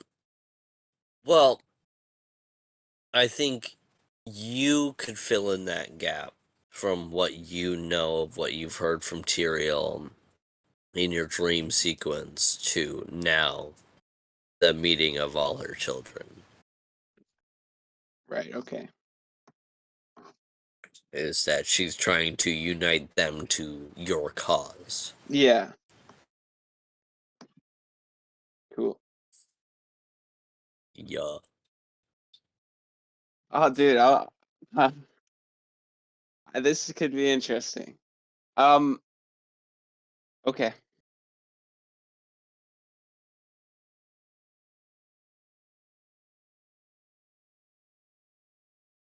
As the rail glider continues to glide on its way to its destination, Beckett, you in your lap you feel bubonic just kind of shifting restlessly.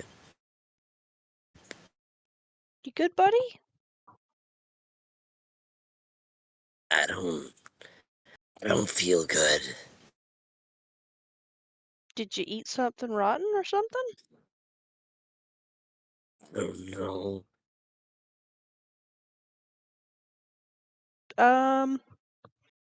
I'm not a vet, but I'm gonna examine him and just hope it's the same.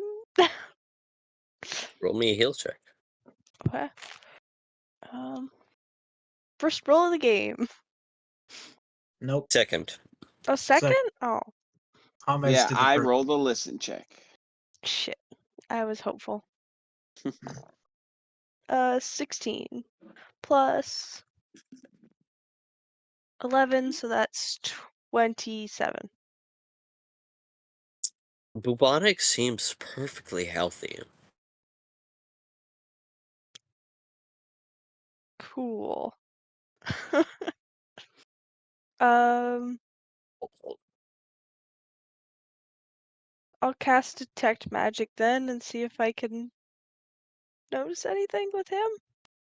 I'm assuming the whole train will light up, but like, The train itself, you see the wheels underneath begin to glow with an arcane light. As you see of course, the glowing lights of the various arcane items of your peers, as well as like every other time you've looked at bubonic, um,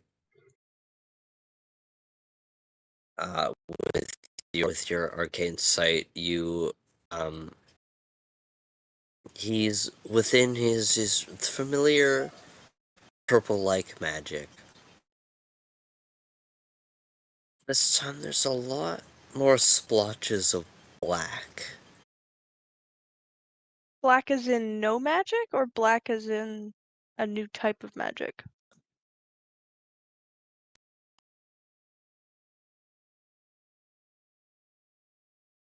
Roll me a knowledge arcana. Ooh, yikes. 17.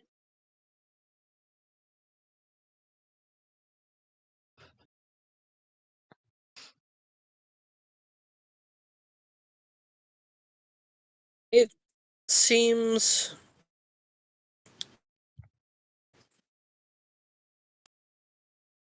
like another type of magic. It's the same breed of magic, but it's a little bit more deep-rooted. Can I tell if it's the poisons? No, it is not the poisons. Okay. Um, hmm. I am gonna try giving him a mini health potion to see if it You makes him feel feed better. it into his beak as he drinks it down for a moment, kind of relaxes, and then just convulses and spits up like ink. Spits up ink. Oh god. Okay. And it kind of like the ink kind of like burns as it lands on you, so you have to like wipe it away really quick. It's like this inky black material that burns. Mm. We've seen this Jonathan. before.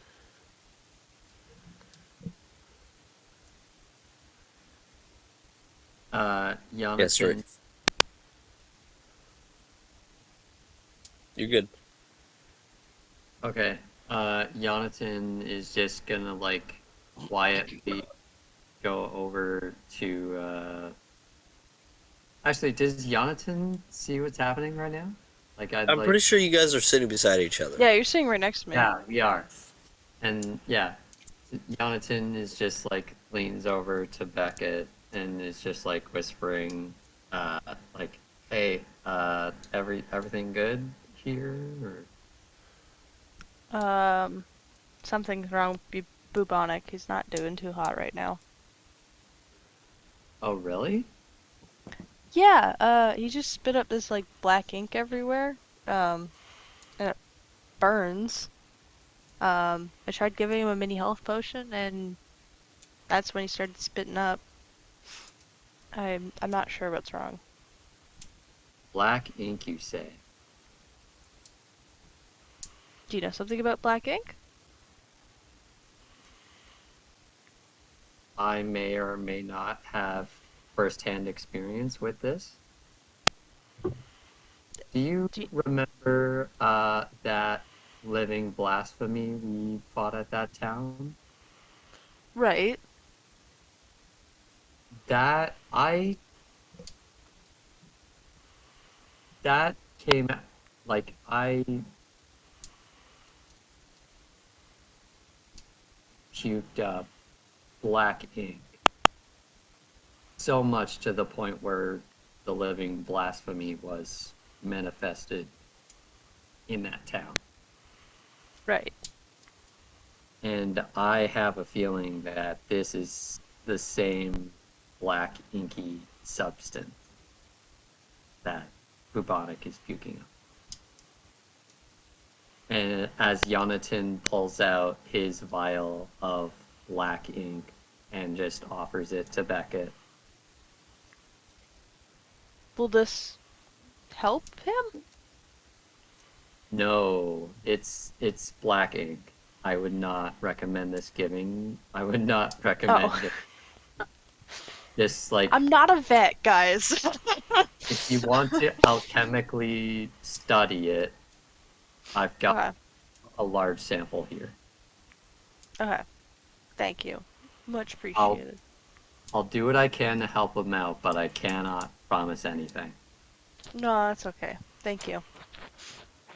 You Um, do compare the inky liquid, the excess from Jonathan's incident, to the liquid that Bubonic just spat out. It's very similar, but the stuff that Bubonic spit out, it just takes a little bit more of a violet hue. hmm. Is Alistair behind me by chance? Yeah. Alistair and Calduin are right behind you. Cool. I had an idea and now I'm not gonna go with it. No. Um, um, can I tell if the purple, like, purple tone to it is Jeshima's purple tone? Roll Like, me a knowledge religion. I I would like to give. I would like to give. Uh, uh, Never mean, I mind. got a 17, so I'm chilling. It's just fairly low.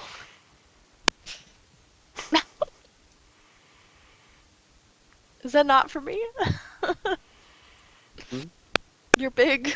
That was for food. Aw. I'm excited for food. I'm hungry. Uh, a 17. It is definitely Jeshima's magic. Okay. Um, is there any way for me to confirm that this is Jeshima's doing? Because, um, yeah. I think Beckett piecing all the pieces You just together is did. like, Yeah, okay, yeah. You identifying the liquid, seeing the violet hue. You knowledge religion check. Yes, you can confirm. Jeshima somehow is affecting bubonic right now.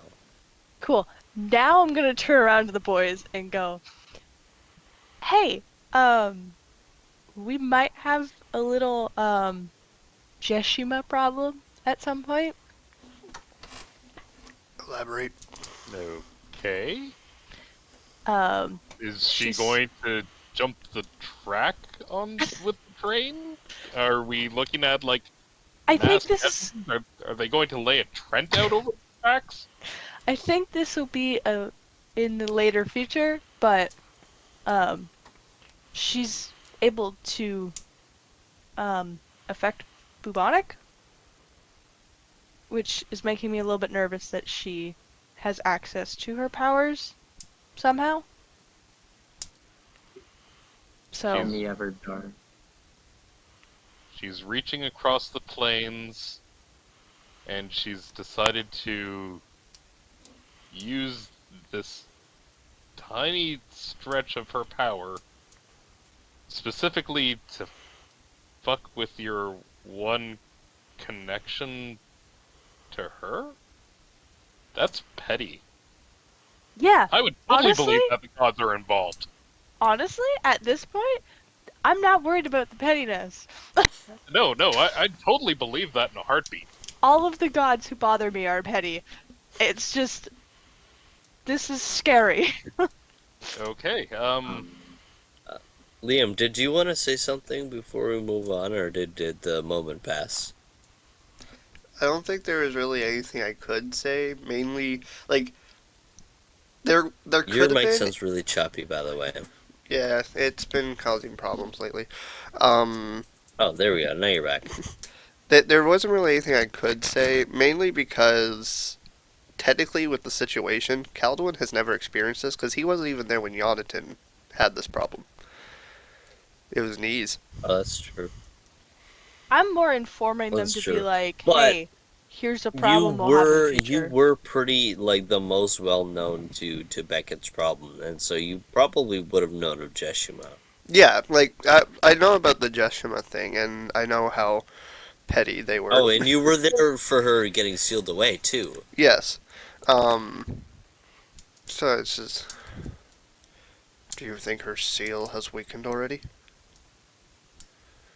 This is making me think that very much so, yeah. We might have to have another meeting with the whole clan. Toby, you still got that stone for Kay? I'm reaching into my bag Actually, would I know and about that? I have it. I thought I had the stone decay. Oh, I don't know. I I just think put it in I my think inventory. Tobin has Sukuakutaku to the heralds. Yeah. Would I know And about that he's who though? also carved in who carved in a room to call him as well. Right. Hmm. Yeah, Okay. I'll just say for the easy purposes, yeah, you know about the stone, easy peasy. All right, Uh-huh. Like you've been filled in on the majority of what's happened. all right. You should probably give word to Kay. Someone needs to check out Jeshima's tower. Yeah. Um, how far away is Tobin from me? Is he in front or behind? Tobin's, so it's Yonatan and Beckett, Calduin and Alistair, and then it's Civilian and Orgolan, and then it's Tobin and Leon. Cool. Um, we know Leon, right? Like all of us do? Not You've me. all met him, except for Alistair. But, I mean, you weren't filled in on their conversation and you wouldn't know him in this form, so he just would look like some random civilian to you. Unless, you went and talked to him. But Okay. just looking back, he looks like a random civilian. I am gonna go back there, so um, yeah. I'll walk up to those two. Um, hey, do you have the sending stone for Kay? Yeah, sure. I'll reach into my bag and fiddle around for it while I'll be like, What's up? Um, I think Jeshima's able to use some of her magic abilities a lot more than usual. Bubonic's pretty ill right now, and it looks like Jeshima's doing. What is So, there anything I as Tobin can do to like somehow figure out if it's some sort of like lingering magic, like how she has like the thing around V's neck, um or if it's like magic that's actually like leaking out currently.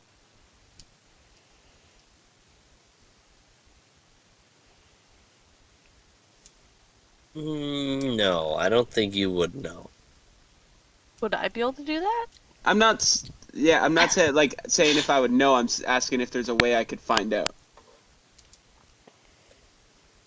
Uh, Go ahead and roll me a knowledge arcana.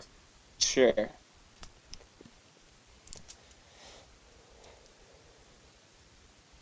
Um oh, geez. Let's see. Knowledge arcana. That's gonna be 22. Or 23 actually, but So, as far as your knowledge goes with bubonic, bubonic was a gift from Jeshima to Beckett, and so you always oh, assumed that Beckett was Jeshima's power. And you now in your new experiences, you've examined. You're a smart man. You've examined the world around you, and so you, of course, examined bubonic. And as much as he comes from Jeshima, he doesn't seem like an agent of Jeshima. This seems new, different, and honestly invasive. hmm. Okay. Yeah, this seems like it's gonna be a problem. So you're wanting to call Kay to have someone check on the tower? Yeah, that's kind of what I was thinking. Okay. It's your bird. I'm sure you can explain it better than me. So I'll hand the sending stone to you. Thank you. Um, has Beckett used a sending stone before? So you see the small, it's like a jade green stone, and it's cut into a cube. Mm-hmm. You see four different symbols on it. Two of the faces are currently empty.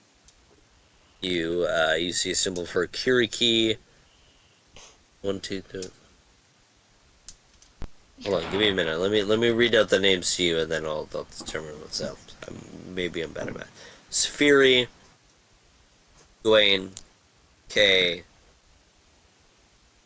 Kiriki, and Vidal. So there's one face Oh, still left clean. Okay.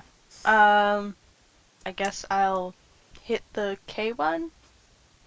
Yeah, so you place your thumb upon the K sigil, and you focus your arcane energy into the stone as it connects you to his stone as you speak your message.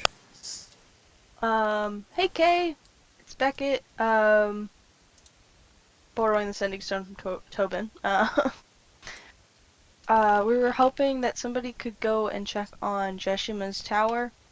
Um, we're having some issues with. I'm having some issues with seeing her magic affecting Bubonic, and am worried that her magical capabilities are getting worse or stronger in that case.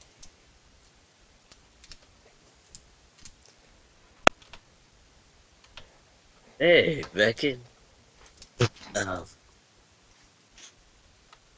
Shit. word.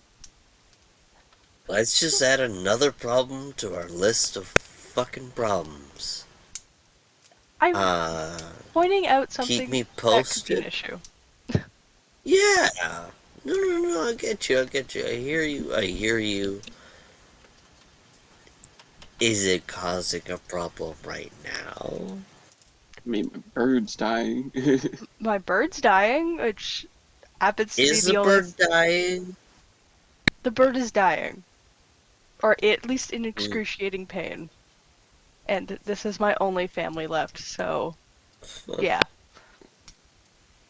Well, I'm not a vet. What do you want to do about it? I'll deal with the bird. I'm just asking that someone go and check on the tower.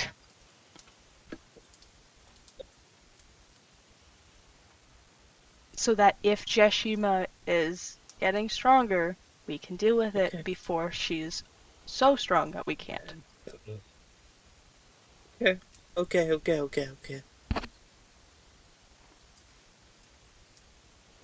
Yeah, I'll send one of Fury's boys. We'll check it out for you. I'll let you know soon. Sweet. Thank you. If anything updates on the bird, let me know. Will And do. just making sure.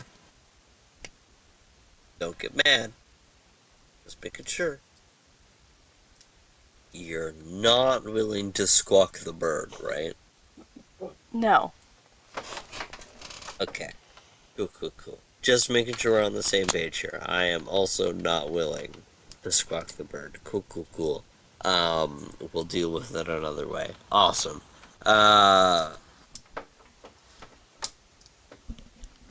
Bye? Beckett just rolls her eyes, hands back the sending stone. It's like, okay.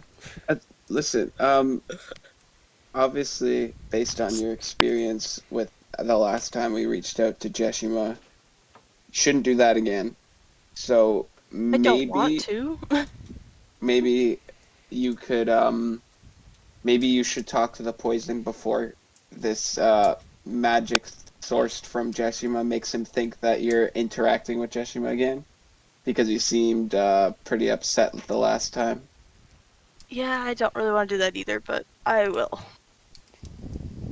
Right. Well, shit. He's also Yep, that's. the poison's also confirmed to be on your list of bad guys right now. So that might be an Oh, Yep. right. interesting Yeah, I guess that's conversation. true. But I can still communicate with him, right? Oh yeah, fuck yeah! No, that conversation, that connection hasn't severed. He What does waved it at say? you, when you saw him in the factory of Icar. Yeah, But he's just a dick. but he is right that he's kind of on the bad side right now. I don't know if he doesn't know that Jeshima's power is leaking. Maybe we shouldn't tell him. And if he does, he might not offer any actually helpful advice.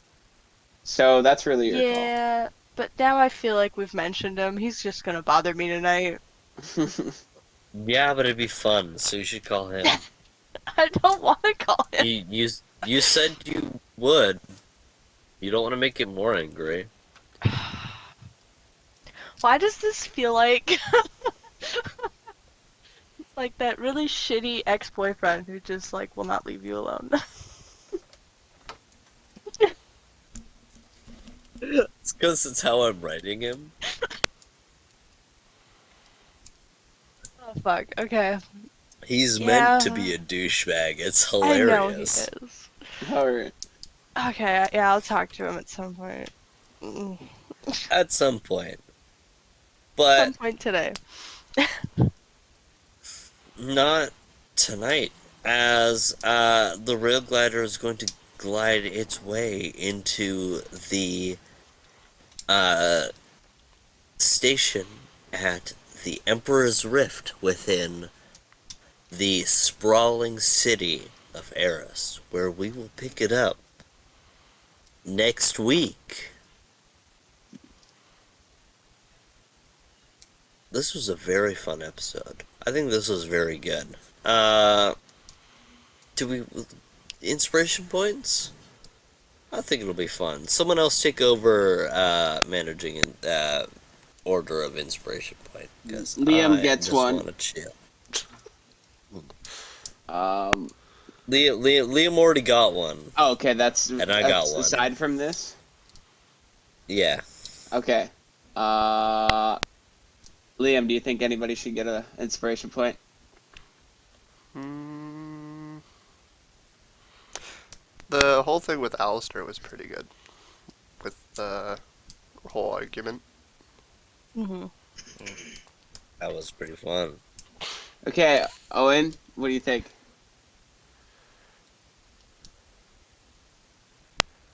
I'm gonna say V. V? Yeah. Okay, Nate? Milo gets the inspiration. Wrong, not a player character. Try again. Alistair's gonna get the inspiration point for me. Okay, Alistair, do you think anyone deserves an inspiration point? I mean, I was going to go along with the general stance that Calduin for the whole Yeah, training montage I think experience as we well. we So, said we gave him that one already, and now we're just doing one to see like what the players think if anybody else should get. um, I mean, I think we're fairly good. I mean, I've appreciated as well Calduin's ongoing back and forth as well with Milo. So I'm still inclined to push it that way. Okay. I think I will say V as well. So I think based on votes, that'd be one for Alistair, one for V, and then one for Liam from earlier. All right, so Liam, you're getting another inspiration point. You. He's hoarding them. Let's be Alistair, honest, you're I need gonna him. get an inspiration point. V, you're gonna get an inspiration point. And I'm gonna give myself another inspiration point for Milo. No. Boo. It's Because gonna come back I to bite us in the butt. really enjoyed dissecting into his character a little bit, and I think um I'll break character for a moment and break the third wall. As I'm writing this story, I'm trying to find ways to grow your characters even more from where they are. And I think this relationship with Milo will really bring Calduin to the next level, and I think it's really cute. And so, Yeah, you just turned him uh, into a dad. I just was really enjoying that. Cool. Milo's got daddy issues. Oh, Yeah. fuck yeah. Welcome to the club. Um. All right. Since we're ending a little early, I'm gonna go eat because there's actually time. So. Hell yeah, go eat. We gotta log out. Nate, you have something to say to end her Yeah. off for tonight. Bye. Have a good time. A Peace. great time. Sweet.